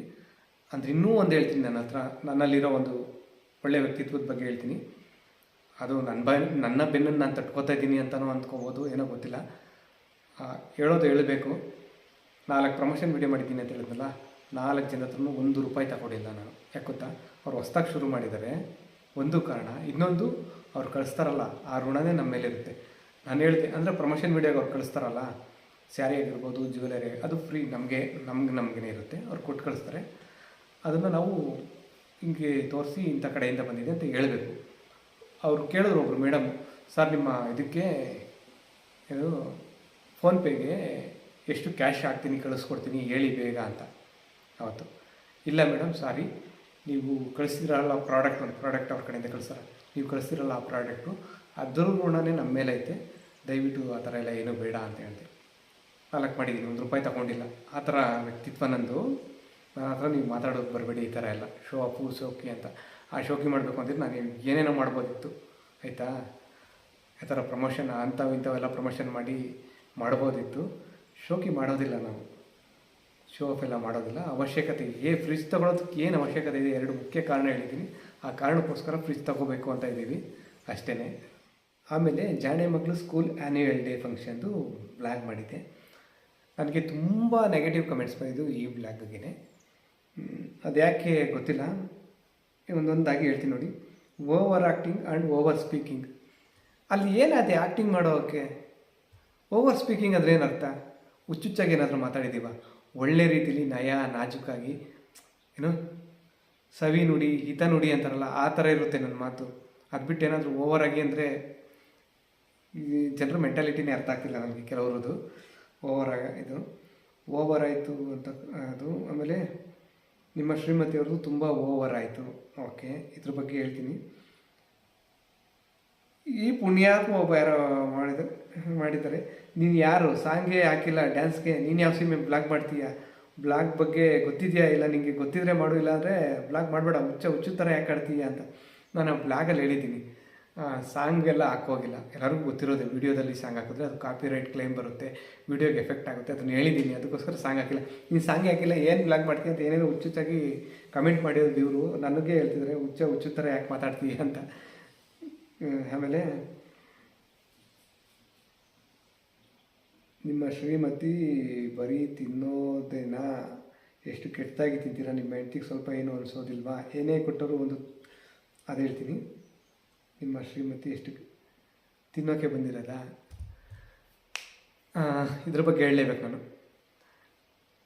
ಒಬ್ಬ ವ್ಯಕ್ತಿ ಅಂದರೆ ನಾವು ಹೋಗಿದ್ದು ವ್ಯಾನಲ್ಲಿ ಹೋದ್ವಿ, ನೋಡಿದ್ರಿ 5 ಗಂಟೆ 5:15 ಅಂದ್ಕೊಳ್ಳಿ, ಸುಮಾರು 5 ಗಂಟೆಯಿಂದ 11 ಗಂಟೆ ಆಯಿತು ಅಂದ್ಕೊಳ್ಳಿ. 11 ಗಂಟೆ ಹೆಚ್ಚು ಕಡಿಮೆ ಆಗಿದೆ, 11 ಗಂಟೆ ಮೇಲಾಗಿರ್ಬೋದು, ಇಲ್ಲ ಇರ್ಬೋದು ಆ ಪ್ರೋಗ್ರಾಮು ಮುಗಿಬೇಕಾದ್ರೆ. ನಾವು ಹೋದಾಗ್ಲಿಂದ ಪ್ರೋಗ್ರಾಮ್ ಮುಗಿಯೋವರೆಗೂ ಚೇರಲ್ಲಿ ಕೂತವರು ಅತ್ತ ಎಲ್ಲೂ ಎದ್ದೋಗಿಲ್ಲ ನಮ್ಮ ಶ್ರೀಮತಿಯವರು. ನಾನು ಒಬ್ಬನೇ ನಮ್ಮ ಜಾಣೆ ಮಗಳ ಹತ್ರ ಹೋಗಿದ್ದು, ಮತ್ತು ನಮ್ಮ ಶ್ರೀಮತಿಯವ್ರಿಗೆ ನಾವು ತಿನ್ನೋಕೆ ಬೇಕಂತ ತಂದು ಕೊಟ್ಟಿದ್ದು, ಓಡಾಡ್ಕೊಂಡು ಬಂದಿದ್ದಷ್ಟೇ. ಅವ್ರು ಕೂತಲ್ಲೇ ಕೂತಿದ್ದಾರೆ. ಒಬ್ಬ ವ್ಯಕ್ತಿ ಕೂತಿದ್ದಾಗ ಏನು ಮಾಡ್ಬೋದು? ಯಾರು ತಿನ್ನಬೇಕು ಅನಿಸುತ್ತೆ ತಾನೇ.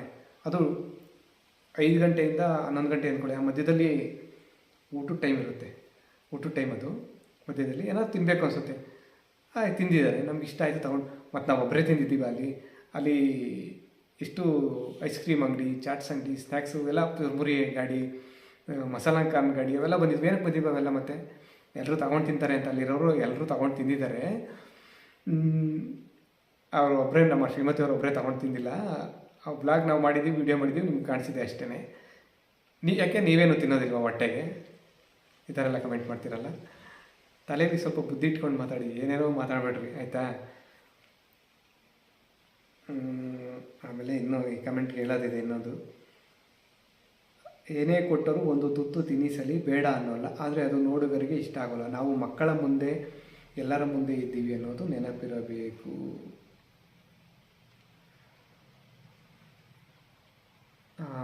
ಇದು ಕೇಳಲೇಬೇಕು. ಏನೇ ಅಂದರೆ ನಮ್ಮ ಶ್ರೀಮತಿಯವ್ರು ಏನೇ ಕೊಟ್ಟರು ಒಂದೊಂದು ತಿನ್ನಿಸ್ತಾರೆ ಅಂತ ಹೇಳಿದೆ. ಆ ಬ್ಲಾಗಲ್ಲಿ ತಿನ್ನಿಸಿದಾರಲ್ಲ, ಚುರುಮುರಿ ಅದೆಲ್ಲ ತಿನ್ನಿಸಿದಾರಲ್ಲ, ಅದರಲ್ಲಿ ಏನು ತಪ್ಪಿದೆ? ಮಕ್ಕಳು ಮುಂದೆ ಎಲ್ಲರ ಮುಂದೆ ಇದ್ದೀವಿ ಅನ್ನೋದು ಜ್ಞಾನ ಇರಬೇಕು ಅಂತ ಹೇಳಿದ್ದಾರೆ. ಅದು ತಪ್ಪ ತಿನ್ನಿಸೋದು. ಇನ್ನೂ ಕೆಲವರು ವಿಡಿಯೋ ಮಾಡ್ತಾರೆ, ನೀವು ನೋಡಿರ್ತೀರ, ಎಲ್ಲರ ಮುಂದೆ ಹಗ್ ಮಾಡ್ತಾರೆ, ಕಿಸ್ ಮಾಡ್ತಾರೆ. ಆ ಥರ ಏನಾದರೂ ಮಾಡಿದ್ದೀವಿ, ಅದು ಮಾಡಿದ್ರೆ ಇನ್ನೂ ತಪ್ಪು ಅನ್ಬೋದು. ತಿನ್ಸೋದು ತಪ್ಪ. ತಿನ್ಸೋದು ಅಂದರೆ ಅದೊಂದು ಪ್ರೀತಿ ಬಾಂಧವ್ಯ ಕಲಿಸುತ್ತೆ. ಒಂದು ತಿನ್ಸೋದನ್ನ, ಆಯಿತಾ? ಅರ್ಥ ಮಾಡ್ಕೊಳ್ಳಿ. ಅದ್ಯಾವುದು ದೊಡ್ಡ ಅಪರಾಧ ಅಲ್ಲ, ತಪ್ಪು ಅಲ್ಲ. ಅದು ನೋಡೋರ್ಗೆ ಅಸಹ್ಯ ಅನ್ಸೋದು ಇಲ್ಲ. ಈಗ ಮಕ್ಕಳು ಮುಂದೆ ಅಂತ ಹೇಳ್ತೀರ. ಈಗ ನಮ್ಮ ಜಾಣೆ ಮಕ್ಕಳು ರಾತ್ರಿ ಹೊತ್ತು ಸಂಜೆ ಹೊತ್ತು ನಮ್ಮ ಜೊತೆನೇ ಊಟ ಮಾಡ್ತಾರೆ ಕೂತ್ಕೊಂಡು. ನಾವು ಮೂವರು ಒಂದೇ ತಟ್ಟೆಯಲ್ಲಿ ಕೂತ್ಕೊಂಡು ಊಟ ಮಾಡ್ತೀವಿ, ಆಯಿತಾ? ನಮ್ಮ ಮನೇಲಿ ಆ ಥರನೇ ರಾತ್ರಿ ಹೊತ್ತು ಊಟ ಮಾಡಬೇಕಾದ್ರೆ ಒಂದೇ ತಟ್ಟೆಯಲ್ಲಿ ಊಟ ಮಾಡ್ಕೊಂಡು ಒಂದೊಂದು ಸಲ ನಾವು ಅವ್ರಿಗೆ ತಿನ್ನಿಸ್ತೀವಿ. ನಮ್ಮ ಶ್ರೀಮಂತರು ನನಗೂ ತಿನ್ನಿಸ್ತಾರೆ, ಅವ್ರಿಗೂ ತಿನ್ನಿಸ್ತಾರೆ ಒಂದೊಂದು ತುತ್ತು. ಯಾವಾಗಾದರೂ ಮಕ್ಕಳ ಮುಂದೆ ಅವ್ರು ತಿಂತೀವಿ, ಅದೇನು ತಪ್ಪ? ಅದು ನಮ್ಮ ಏನದು ಬಾಂಧವ್ಯದ ಮಹತ್ವನ ಅವ್ರಿಗೆ ತಿಳಿಸುತ್ತೆ ಮಕ್ಕಳಿಗೆ. ಅದೇನು ತಪ್ಪು ಅಲ್ಲ, ಅಸಹ್ಯನೂ ಅನ್ಸಲ್ಲ, ಏನೂ ಅಲ್ಲ. ನೀವು ತಪ್ಪಾಗಿ ತಿಳ್ಕೊಂಡಿದ್ದೀರ ಅಷ್ಟೇ ಅದ್ರ ಬಗ್ಗೆ, ಆಯಿತಾ? ನಿಮ್ಮ ಹೆಂಡತಿ ಅಷ್ಟು ದೊಡ್ಡವರಾಗಿ ಹೇಗೆ ಬಿಹೇವ್ ಮಾಡಬೇಕು ಅಂತ ಗೊತ್ತಿಲ್ಲ. ಇಬ್ಬರದ್ದು ತುಂಬ ಓವರ್ ಆಯಿತು ಎಲ್ಲ ಕಮೆಂಟ್ ಮಾಡಿದ್ದೀರ. ಒಂದು ವಿಷಯ ಹೇಳ್ತೀನಿ, ತಿಳ್ಕೊಳ್ಳಿ, ನೀವು ಅರ್ಥ ಮಾಡ್ಕೊಳ್ಳಿ. ನಾವು ಖುಷಿಯಾಗಿರೋದನ್ನ ನೀವ್ಯಾಕೆ ಈ ಥರ ತಿಳ್ಕೊತೀರ? ಈಗೇನೋ ಗೊತ್ತಿಲ್ಲ, ಆದರೆ ಕೆಲವೊಂದು ವಿಷಯಗಳು ಹೇಳ್ತೀನಿ. ನಾವು ಯಾಕೆ ಈ ಥರ ಖುಷಿಯಾಗಿದ್ದೀವಿ, ಖುಷಿಯಾಗಿರೋದಕ್ಕೆ ಕಾರಣ ಏನು, ಅದು ನಿಮ್ಮ ಜೊತೆ ಶೇರ್ ಮಾಡ್ಕೊತೀನಿ, ಎಲ್ಲರ ಜೊತೆನೂ. ಯಾಕೆಂದರೆ ನೆಕ್ಸ್ಟ್ ಯಾರೂ ನಮ್ಗೆ ಈ ಥರ ಕಮೆಂಟ್ ಮಾಡಬಾರ್ದು, ಆ ಉದ್ದೇಶದಿಂದ ಹೇಳ್ತಿದ್ದೀನಿ. ನಾವು ಇನ್ನೊಂದು ಮಗು ಮಾಡ್ಕೊಂಡಿಲ್ಲ, ಗೊತ್ತಾ ನಿಮಗೆ? ಮಗು ಮಾಡ್ಕೊಳ್ಳೋ ಸಾಮರ್ಥ್ಯ ಇದೆ ನಮಗೆ, ಆದರೆ ಮಗು ಸಾಕುವಷ್ಟು ಸಾಮರ್ಥ್ಯ ನಮಗಿಲ್ಲ. ಯಾಕೆ ಏನು ಅಂತ ಇಲ್ಲ, ನೀವು ಕೇಳ್ಬೋದು. ಕೇಳೋದಕ್ಕೂ ಮುಂಚೆನೇ ಹೇಳ್ಬಿಡ್ತೀನಿ. ನಮ್ಮ ಶ್ರೀಮತಿಯವ್ರಿಗೆ ಅವ್ರ ತಾಯಿ ಇಲ್ಲ, ನನಗೂ ನಮ್ಮ ತಾಯಿ ಇಲ್ಲ. ನಮ್ಮಮ್ಮ ನನ್ನ ಮದುವೆ 1 ವರ್ಷ ಮುಂಚೆ ತೀರ್ಕೊಂಡ್ರು. ನಮ್ಮ ಶ್ರೀಮತಿಯವ್ರು ಬಿಡ್ರಿ, ಅವರು ತುಂಬ ಚಿಕ್ಕ ವಯಸ್ಸು, ನಮ್ಮ ಜಾಣಗಿಂತ ತುಂಬ ಚಿಕ್ಕ ವಯಸ್ಸಂತೆ. ಆ ವಯಸ್ಸಿಂದನೂ ಅವ್ರ ತಾಯಿ ತೀರ್ಕೊಂಡಿದ್ದಾರೆ. ಆ ವಯಸ್ಸಿಂದನೂ ಅವ್ರ ತಾಯಿ ಇಲ್ಲ. ಒಂದು ಹೆಣ್ಣು ಮಗು ತಾಯಿ ಇಲ್ಲದೇ ಬೇರೆಯವ್ರ ಮನೇಲಿ ಬೆಳೆಯೋದಿದೆಯಲ್ಲ, ಆ ಕಷ್ಟ ಅನುಭವಿಸಿರೋರ್ಗೆ ಅಷ್ಟೇ ಗೊತ್ತಾಗುತ್ತೆ. ಅದಕ್ಕೆ ನಮ್ಮ ಶ್ರೀಮತಿಯವ್ರ ಪಕ್ಕದಲ್ಲಿ ಕೂರಿಸ್ಕೊಂಡೆ ಅವ್ರನ್ನ ತೋಟದ ಹತ್ರ ಕಳಿಸಿದ್ವಿ. ಇದು ಮಾತಾಡ್ಬೇಕಾದ್ರೆ ಅವರು ನನಗೆ ಒಂಥರ ಇದಾಗ್ತಾಯಿದೆ, ಗಂಟ್ಲೊಳಗಡೆ ಗದ್ಗದಿತ ಅಂತಾರಲ್ಲ, ಆ ಥರ ಆಗ್ತಾಯಿದೆ. ಅವರು ಎಮೋಷನಾಗಿ ಕಣ್ಣೀರು ಹಾಕ್ಬಿಡ್ತಾರೆ. ಅವ್ರು ಹೇಳೋದು ನನಗೆ ಇಷ್ಟ ಆಗೋದಿಲ್ಲ. ಅದಕ್ಕೋಸ್ಕರ ಅವ್ರು ತೋಟದ ಹತ್ರ ಹೋಗುವಂತ ಕಳಿಸಿದ್ದು. ಒಂದು ಹೆಣ್ಮಗು ಇನ್ನೊಬ್ಬರ ಮನೇಲಿ ಬೆಳೆಯೋದು ಕಷ್ಟ, ಬೆಳೆದಿರೋರ್ಗೆ ಅಷ್ಟೇ ಗೊತ್ತಾಗುತ್ತೆ. ಹೆಣ್ಮಗು ಅಂತಲ್ಲ, ಗಂಡು ಮಕ್ಕಳೇ ಆಗಲಿ. ನಾನೆಲ್ಲ ಓದಿದ್ದೆ, ಒಂದು ಮಗುಗೆ ತಂದೆ ಇಲ್ದಿರೂ ತಾಯಿ ಇದ್ರೂ ಚೆನ್ನಾಗಿ ಸಾಕ್ತಾಳೆ. ತಾಯಿ ತುಂಬ ಏನದು KGF ಸಿನಿಮಾದಲ್ಲಿ ಇದೆಯಲ್ಲ, ತಾಯಿಗಿಂತ ದೊಡ್ಡ ಯೋಧ ಈ ಪ್ರಪಂಚದಲ್ಲಿ ಯಾರೂ ಇಲ್ಲ ಅಂತ. ಆ ಮಾತು ನಿಜ. ತಾಯಿ ಒಂದು ಮಗುನ ಒಬ್ಬ ತಂದೆ ಕೈಲಿ ಸಾಕೋದಕ್ಕಾಗೋದಿಲ್ಲ. ಏನೇ ತಂದುಕೊಡ್ಬೋದು, ಏನೇ ದುಡಿಬೋದು, ಆ ಕೆಪಾಸಿಟಿ ಇರಲ್ಲ. ನಾನು ಒಬ್ಬ ಗಂಡಸಾಗಿ ಹೇಳ್ತಾ ಇದ್ದೀನಿ, ಗಂಡಸ್ರಿಗೆ ಆ ಕೆಪಾಸಿಟಿ ಇಲ್ಲ ಒಂದು ಮಗುನ ಸಾಕುವಷ್ಟು. ತಾಯಿ ಮಾತ್ರನೇ ಒಂದು ಮಗುನ ಸಾಕುವಷ್ಟು. ತಂದೆ ಇಲ್ದಿದ್ರು ತಾಯಿ ಒಬ್ಬಳಿದ್ರು ಸಾಕ್ತಾಳೆ, ನೀಟಾಗಿ ಅಚ್ಚುಕಟ್ಟಾಗಿ ಸಾಕ್ತಾಳೆ ತಾಯಿ. ಆ ಕೆಪಾಸಿಟಿ ಇದೆ. ಆದರೆ ತಾಯಿ ಇಲ್ದಿರೋ ಮಕ್ಕಳು ಹೇಗೆ ಬೆಳಿಬೋದು? ಒಂದು ತಿಳ್ಕೊಳ್ಳಿ, ದೊಡ್ಡಮ್ಮನೇ ಚಿಕ್ಕಮ್ಮನೇ, ಆದರೆ ಸ್ವಂತ ಅಮ್ಮ ಮಾತ್ರನೇ ಅಮ್ಮ ಆಗೋದು. ಈಗ ನಮ್ಮ ಶ್ರೀಮತಿ ಅಣ್ಣ ಇದ್ದಾನಲ್ಲ ಅಂತ ಅನ್ಬೋದು ನೀವು. ಅಣ್ಣ ಇದ್ದಾನೆ, ಅಣ್ಣ ಏನು ಮಾಡ್ತಾನೆ? ವರ್ಷಕ್ಕೊಂದ್ಸಲ ಸೀರೆ ಕೊಡಿಸ್ತಾನೆ, ಅಥವಾ ಬಾಗಿನ ಕೊಡ್ಬೋದು ಗೌರಿ ಹಬ್ಬಕ್ಕೆ. ಇಲ್ಲ ನಾವು ಬೆಂಗಳೂರಿಗೆ ಹೋದಾಗ ಎಲ್ಲಾದರೂ ಕರ್ಕೊಂಡು ಹೋಗ್ಬೋದು, ತಿನ್ನೋಕ್ಕೆ ಏನಾದರೂ ಕೊಡಿಸ್ಬೋದು. ಇಷ್ಟೇ ತಾನೇ ಸಾಧ್ಯ. ಇನ್ನೇನು ಮಾಡೋಕ್ಕೆ ಸಾಧ್ಯ? ಅವ್ನು ಹೇಳಿ ನೋಡೋಣ, ಏನು ಮಾಡ್ಬೋದು? ಆದರೆ ಅವ್ರ ಅಮ್ಮ ಇದ್ದಿದ್ರೆ ನಾವು ಇನ್ನೊಂದು ಮಗು ಮಾಡ್ಕೋತಿದ್ವಿ, ಒಂದು ಬಾಣಂತನ ಮಾಡ್ತಿದ್ರು, ಕರ್ಕೊಂಡೋಗಿ ನೋಡ್ಕೋತಿದ್ರು, ಇಲ್ಲ ಇಲ್ಲೇನಾದರೂ ಬಂದು ನೋಡ್ಕೋತಿದ್ರು ಮಗುನ. ಬಿಡಿ, ಅದೆಲ್ಲ ಬೇಡ. ಏನು ಗೊತ್ತಾ, ಒಂದು ಹಬ್ಬ ಹರಿದಿನಗಳು ಬಂತು, ಆಗ ಅವರು ಇಲ್ಲಿ ಬಂದು ಮನೆ ಕ್ಲೀನ್ ಮಾಡಿಕೊಡೋದು, ಮಗಳಿಗೆ ಹೆಲ್ಪ್ ಮಾಡೋದು, ಈ ಥರ ಮಾಡಿಕೊಡ್ತಾಯಿದ್ರ.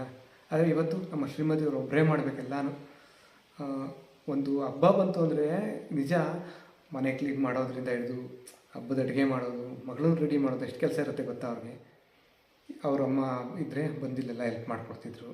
ಇಲ್ಲ ಅಟ್ಲೀಸ್ಟ್ ಅವರಮ್ಮ ಇಲ್ಲ, ನಮ್ಮಮ್ಮ ಇದ್ರಾದ್ರೂ, ನಮ್ಮಮ್ಮ ಇದ್ದಿದ್ರೂ ಅವ್ರಿಗೇನಾದರೂ ಹೆಲ್ಪ್ ಮಾಡಿಕೊಡ್ತಾಯಿದ್ರು ಹಬ್ಬಗಳಲ್ಲಿ. ಈ ಅತ್ತೆ ಸೊಸೆ ಕೆಲವ್ರ ಮನೇಲಿ ಇದ್ದೇ ಇರುತ್ತೆ ಜಗಳ. ಅತ್ತೆ ಕಂಡ್ರೆ ಸೊಸೆಗಾಗಲ್ಲ. ಆದರೂ ಹಬ್ಬಗಳು ಆ ಥರ ಫಂಕ್ಷನ್ ಅಂದಾಗ ಬೈಕೊಂಡು ಗೊಣಿಕೊಂಡು ಏನೋ ಒಂದು ಅತ್ತೆ ಒಂಚೂರು ಹೆಲ್ಪ್ ಮಾಡೇ ಕೊಡ್ತಾರೆ. ಆದರೆ ನಮ್ಮ ಶ್ರೀಮತಿಯವ್ರಿಗೆ ಆ ಅದೃಷ್ಟ ಇಲ್ಲ. ಅವರು ಏನೇ ಮಾಡಬೇಕಾದ್ರೂ ಅವರೇ ಮಾಡಬೇಕೆಲ್ಲನೂ. ಅದೆಲ್ಲ ಬಿಡಿ, ಯಾವತ್ತಾದರೂ ನಮ್ಮ ಶ್ರೀಮತಿಯವರಾಗಲಿ ನಮ್ಮ ಶ್ರೀಮತಿಯವರು ಒಂದು ಊರಲ್ಲಿ ತವ್ರ ಮನೇಲಿ ಆರತಿ ಹಬ್ಬ ಹರಿದಿನ ಅಂತ ಹೋಗಿ ಖುಷಿಯಾಗಿ ಹೋಗಿ ಸೆಲೆಬ್ರೇಟ್ ಮಾಡಿರೋದು, ಏನೋ ಒಂದು ಮಾಡಿರೋದು ನಮ್ಮ ಬ್ಲಾಗಲ್ಲಿ ಯಾವತ್ತಾದ್ರೂ ನೋಡಿದ್ದೀರಾ? ಏನಾದರೂ ನೋಡಿದ್ದೀರಾ? ಇಲ್ಲ ಅಲ್ವಾ? ಅದು ಹೆಣ್ಮಕ್ಳಿಗೆ ಅದೆಲ್ಲ ಒಂದು ಸಂಭ್ರಮ. ತವರು ಮನೆ ಅನ್ನೋದು, ಇಲ್ಲ ಅಮ್ಮ ಬಂದು ಇಲ್ಲಿ ನಮ್ಮ ಮನೆಯಲ್ಲಿ ಎಲ್ಲ ಮಾಡಿಕೊಡೋದು, ಅದೆಲ್ಲ ಒಂದು ಸಂಭ್ರಮ. ಅದು ಹೆಣ್ಮಕ್ಳಿಗೆ ಆ ಯಾವ ಸಂಭ್ರಮನೂ ನಮ್ಮ ಶ್ರೀಮತಿಯವ್ರ ಪಾಲಿಗಿಲ್ಲ. ಅರ್ಥ ಮಾಡ್ಕೊಳ್ಳಿ. ಆ ನೋವುಗಳು ಯಾವುದನ್ನು ಅವ್ರಿಗೆ ತಾಕಬಾರ್ದು ಅಂತ ನಮ್ಮದೇ ಒಂದು ಪುಟ್ಟ ಒಂದು ಪ್ರಪಂಚ, ತುಂಬ ಖುಷಿಯಾಗಿರುವಂಥದ್ದು, ನಗ್ನಗ್ತಾ ಇರುವಂಥದ್ದನ್ನ ಒಂದು ಜಗತ್ತನ್ನ ಕಟ್ಕೊಂಡಿದ್ದೀವಿ. ನಾವು ಸಾಧ್ಯದಷ್ಟು ನಗ್ನಗ್ತಾ ಖುಷಿಯಾಗಿದ್ದೀವಿ.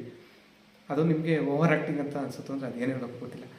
ಆ ರೀತಿ ಖುಷಿಯಾಗಿರೋದಕ್ಕೆ ನಾವು ಚೆನ್ನಾಗಿದ್ದೀವಿ, ಖುಷಿಯಾಗಿದ್ದೀವಿ. ಆ ನೋವು ಯಾವುದು ನಮಗೆ, ಆ ನೋವಿನ ನೆನಪು ಆಗಬಾರ್ದು, ಆ ನೋವನ್ನು ತಾಗಬಾರ್ದು ನಮಗೆ. ಅದಕ್ಕೋಸ್ಕರ ನಾವು ಈ ಥರ ಎಲ್ಲ ಖುಷಿಯಾಗಿದ್ದೀವಿ ಸಹ.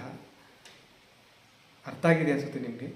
ಅದನ್ನೆಲ್ಲ ನೀವು ತುಂಬ ಓವರ್ ಆ್ಯಕ್ಟಿಂಗು ಹಾಗೆ ಹೀಗೆ ಅಂತೆಲ್ಲ ಅಂತಿರಲ್ಲ. ಆಮೇಲೆ ಇದಷ್ಟು ದೊಡ್ಡವರಾದರೂ ಇಷ್ಟು ಬಿಹೇವ್ ಮಾಡ್ತಾರಲ್ಲ ಅಂತ. ಈ ಅದರಲ್ಲಿ ಏನಿದೆ? ಖುಷಿಯಾಗಿರೋದಕ್ಕೆ ಏನಾಗುತ್ತೆ? ದೊಡ್ಡವರಾಗಲಿ ಚಿಕ್ಕವರಾಗಲಿ ಎಲ್ಲರೂ ಖುಷಿಯಾಗಿರಬೇಕು ನಗ್ನಾಗ್ತಾ. ಅದೇ ನನ್ನ ಪಾಲಿಸಿ. ಖುಷಿಯಾಗಿದ್ರಲ್ಲಿ ಏನು ತಪ್ಪಿದೆ? ಅವರೆಷ್ಟು ಜವಾಬ್ದಾರಿ ತೊಗೊಂಡಿದ್ದಾರೆ ಗೊತ್ತಾ? ಅವ್ರಿಗೆ ಎಷ್ಟು ಜವಾಬ್ದಾರಿ ಇದೆ ಗೊತ್ತಾ?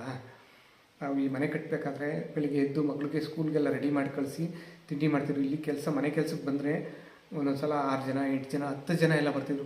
ಅಷ್ಟು ಜನಕ್ಕೆ ತಿಂಡಿ ಮಾಡಿ, ಮಗಳು ಸ್ಕೂಲ್ ರೆಡಿ ಮಾಡಿ, ಮತ್ತೆ ಬಂದು ಇಲ್ಲೆಲ್ಲ ತಿಂಡಿ ಕೊಟ್ಟು ಇವ್ರಿಗೆ ಮತ್ತೆ ಟೀ ಕಾಸು ಕೊಡ್ತಿದ್ವಿ. ಇವ್ರಿಗೆಲ್ಲ ಟೀ ತಂದು ಕೊಟ್ಟು ಮತ್ತೆ ಮಧ್ಯಾಹ್ನ ಊಟಕ್ಕೆ ರೆಡಿ ಮಾಡಬೇಕು ಅಷ್ಟೊತ್ತಿಗೆ. ಅಂದರೆ ಇವ್ರಿಗೆ ಅಲ್ಲಿಂದ ಊರಿಂದ ಬುತ್ತಿ ತಗೋಬೇಕು, ಊಟ ತೊಗೊಂಡು ವಾಪಸ್ ಹೋದರೆ ಇಲ್ಲಿ ಊಟ ತಂದಿರ್ತೀವಲ್ಲ ಆ ತಿಂಡಿ, ಅದೇ ಒಂದು ಗಾಡಿ ಇರುತ್ತೆ ಪಾತ್ರೆ ತೊಳೆಯೋದಕ್ಕೆ. ಇವಾಗೇನೋ ಸಿಂಕಿದೆ, ಪಾತ್ರೆ ಈಸಿ ತೊಳ್ಕೊಬೋದು. ಅವಾಗ ಈಚೆ ನೀರು ಸೇತ್ಕೊಂಡು ಬೀದಿನಲ್ಲಿ ಕೂತ್ಕೊಂಡು ರೋಡಲ್ಲಿ ಕೂತ್ಕೊಂಡು ಪಾತ್ರೆ ತೊಳಿಬೇಕಿತ್ತು. ಹಂಗೆಲ್ಲ ಪಾತ್ರೆ ತೊಳೆದು ಮಧ್ಯಾಹ್ನ ಎಲ್ಲ ಅಡುಗೆ ಮಾಡಿ ಅವ್ರಿಗೆಲ್ಲ ಬುತ್ತಿ ತಗೊಬಂದು ಇವ್ರಿಗೆಲ್ಲ ಊಟ ಇಟ್ಟು ಎಷ್ಟು ಕೆಲಸ ಮಾಡಿದ್ದಾರೆ ಗೊತ್ತಾ? ಎಷ್ಟು ಜವಾಬ್ದಾರಿ ಇದೆ ಅವ್ರಿಗೆ. ಜವಾಬ್ದಾರಿಯಿಂದ ಜಾಗದಲ್ಲಿ ಜವಾಬ್ದಾರಿಯಿಂದ ವರ್ತಿಸ್ತೀವಿ ನಾವು. ಖುಷಿಯಾಗಿರೋ ಟೈಮಲ್ಲಿ ಖುಷಿಯಾಗಿರ್ತೀವಿ ಅಷ್ಟೇ. ಇದೆಲ್ಲ ಅರ್ಥ ಆಗಿದೆ ಅನಿಸುತ್ತೆ. ಇದು ಗೊತ್ತಿಲ್ಲದೆ ನೀವು ನನ್ನ ಬಗ್ಗೆ ಮಾತಾಡಿರ್ಬೋದು. ಇನ್ನೂ ಒಂದು ಹೇಳ್ತೀನಿ, ಕೆಲವರು ಬೇರೆ ಕ್ರಿಯೇಟರ್ಸು, ಯಾರೋ ಹೆಸರು ಪರ್ಟಿಕ್ಯುಲರಾಗಿ ನನ್ನ ಹೆಸರೆಲ್ಲ ಹೇಳೋದಿಲ್ಲ, ಅವ್ರಿಗೆ ನೆಗೆಟಿವ್ ಕಮೆಂಟ್ಸ್ ಈ ರೀತಿ ಏನಾದರೂ ಮಾಡಿದ್ರೆ ರಿಪ್ಲೈ ಮಾಡೋದೆಲ್ಲ ನೋಡಿದ್ದೀನಿ. ಎಷ್ಟು ಕೆಟ್ಟದಾಗೆಲ್ಲ ರಿಪ್ಲೈ ಮಾಡಿದ್ದಾರೆ ಗೊತ್ತಾ? ಅದು ನನ್ನ ಬಾಯಿಂದ ಹೇಳೋದಕ್ಕಾಗಲ್ಲ. ಡ್ಯಾಶ್ ಮುದ್ರೋದಂಗೆ, ಡ್ಯಾಶ್ ಕಿತ್ಕೊಳ್ಳೋಕ್ಕಾಗಲ್ಲ, ಡ್ಯಾಶ್ ನನ್ನ ಮಗನೇ, ಡ್ಯಾಶ್ ಮುಚ್ಕೊಂಡು ಹೋಗೋ, ಆ ಥರ ಎಲ್ಲ ಅದೇ ಪದ ಹೇಳೋಕ್ಕೆ ಬರ್ತಿಲ್ಲ ನನಗೆ, ಹೇಳೋದಿಲ್ಲ ನಾನು. ಆ ಥರ ಎಲ್ಲ ಮಾಡಿದ್ದಾರೆ. ಆದರೆ ನಾನು ಯಾವತ್ತೂ ಆ ರೀತಿ ರಿಪ್ಲೈ ಮಾಡೋದಿಲ್ಲ, ಯಾರಿಗೂ ಮಾಡಿಲ್ಲ. ನನಗೆ ಎಷ್ಟೋ ಕೆಲವೊಂದು ಕಮೆಂಟ್ಗಳು ಬಂದಿದ್ದಾವೆ, ಅದಕ್ಕೆ ನಾನು ಫೇಸ್ಬುಕ್ಕಲ್ಲೆಲ್ಲ ಫೋಟೋಗಳು ಹಾಕಿ ಬರ್ದಾಕಿ ಆ ಕಮೆಂಟ್ಸ್ಗೆ ರಿಪ್ಲೈನೂ ಮಾಡಿದ್ದೀನಿ. ಅಲ್ಲಲ್ಲಿ ಕೆಲವೊಂದು ಕಡೆ ಎಷ್ಟು ಅರ್ಥ ಆಗೋಂಗೆ ತಾಳ್ಮೆಯಿಂದ ಸಹನೆಯಿಂದ ಎಷ್ಟು ನೀಟಾಗಿ ಅವ್ರಿಗೆ ಅರ್ಥ ಆಗೋಂಗೆ ಒಳ್ಳೆ ಭಾಷೆನಲ್ಲಿ ಹೇಳಿದ್ದೀನಿ ಗೊತ್ತಾ, ರಿಪ್ಲೈ ಮಾಡಿದ್ದೀನಿ. ಅದು ನನ್ನ ವ್ಲಾಗ್ಸ್ನ ರೆಗ್ಯುಲರಾಗಿ ನೋಡ್ಕೊಬರೋರಿಗೆ, ನನ್ನ ಕಮೆಂಟ್ಸ್ನ ಅಬ್ಸರ್ವ್ ಮಾಡಿರೋರಿಗೆ ಖಂಡಿತ ಗೊತ್ತಿರುತ್ತೆ. ಅದೇ ಥರ ಇವತ್ತು ಸಹ ನೀವು ಕೆಲವೊಬ್ಬರು ತುಂಬ ಮನಸ್ಸಿಗೆ ನೋವಾಗೋ ಥರ ಎಲ್ಲ ಕಮೆಂಟ್ ಮಾಡಿಬಿಟ್ಟಿದ್ರಿ. ನಿಮ್ಗೆ ಅರ್ಥ ಆಗಲಿ ಅಂತಲೇ ಹೇಳಿದ್ದೀನಿ. ಅವ್ರ ಥರ ಎಲ್ಲ ನಾನು ಬೇರೆಯವ್ರ ಥರ ಆ ಥರ ಭಾಷೆನೆಲ್ಲ ಬಳಸೋದಿಲ್ಲ. ಯಾಕೆಂದರೆ ನನಗೆ ಅಂತ ಒಂದು ಒಳ್ಳೆಯ ವ್ಯಕ್ತಿತ್ವ ಇದೆ, ಆ ವ್ಯಕ್ತಿತ್ವನ ಉಳಿಸ್ಕೋಬೇಕು ನಾನು. ಅದಕ್ಕೋಸ್ಕರ ನನ್ನ ವ್ಯಕ್ತಿತ್ವ ಇದೇ ಥರನೇ ಇರೋದು. ನನ್ನ ಬಗ್ಗೆ ಪೂರ್ತಿ ಎಲ್ಲ ಗೊತ್ತಿಲ್ಲ ನಿಮ್ಗೆ ಯಾರಿಗೂ. ನಮ್ಮ ಬಗ್ಗೆ ಪೂರ್ತಿ ಗೊತ್ತಿರೋ ನೀವು ಯಾರೂ ಈ ಥರ ಮಾತಾಡ್ತಿರಲಿಲ್ಲ, ಏನೋ ಗೊತ್ತಿಲ್ಲದೆ ಈ ಥರ ಎಲ್ಲ ಕಮೆಂಟ್ ಮಾಡಿದ್ದೀರ. ಹೋಗಲಿ, ಪರವಾಗಿಲ್ಲ. ಆದರೂ ನಾನು ನಿಮ್ಮನ್ನು ಕ್ಷಮಿಸಿದ್ದೀನಿ. ಇದೆಲ್ಲ ಪೂರ್ತಿ ಗೊತ್ತಾಯ್ತಲ್ಲ ನಿಮಗೆ ಏನು ಅಂತ. ಈಗಲಾದರೂ ನೀವು ಯಾರ್ಯಾರು ಈ ಥರ ಎಲ್ಲ ಕಮೆಂಟ್ ಮಾಡಿದ್ದೀರಲ್ಲ, ಕ್ಷಮೆ ಕೇಳಿಬಿಡಿ. ನಿಮಗೆ ಬಂದು ಅಲ್ಲಿ ಕ್ಷಮೆ ಕೇಳೋದಕ್ಕೆ ಎಲ್ಲರ ಮುಂದೆ ಕಮೆಂಟ್ಗಳಲ್ಲಿ ಕ್ಷಮೆ ಕೇಳೋದಕ್ಕೆ ಆಗೋದಿಲ್ಲ, ನಾಚಿಕೆ ಆಗುತ್ತೆ, ಸಂಕೋಚ ಅಂತ ಅನಿಸಿದ್ರೆ ನಿಮ್ಮದು ಅಂತರಾತ್ಮ ಇದು ಮನಸ್ಸು ಅಂತೇನೋ ಇರುತ್ತಲ್ಲ, ಆ ಮನಸ್ಸೊಳಗಡೆ ಏನಾದರೂ ನೀವು ಒಂದು ಸಲ ಸಾರಿ ಕೇಳ್ಕೊಡಿ, ಆಯಿತಾ? ಇಷ್ಟೇ. ಇನ್ನೂ ಸ್ವಲ್ಪ ನನಗೂ ಸಹ ಗಂಟಲು ಗದ್ಗದಿತ ಅಂತಾರಲ್ಲ, ಆ ಥರ ಆಗ್ತಿದೆ. ಅಮ್ಮ ಅಂದರೆ ಎಮೋಷನ್ ಅಲ್ವಾ, ನನ್ನ ಕೈಲೇನು ಮಾತಾಡೋಕ್ಕಾಗ್ತಿಲ್ಲ. ಇಷ್ಟೇ. ಇವತ್ತು ಇಲ್ಲಿಗೆ ಮುಗಿಸ್ತೀನಿ. ಮತ್ತೊಂದು ಬ್ಲಾಗಲ್ಲಿ ಸಿಗೋಣ. ಎಲ್ರಿಗೂ ಒಳ್ಳೆಯದಾಗಲಿ. ಧನ್ಯವಾದ.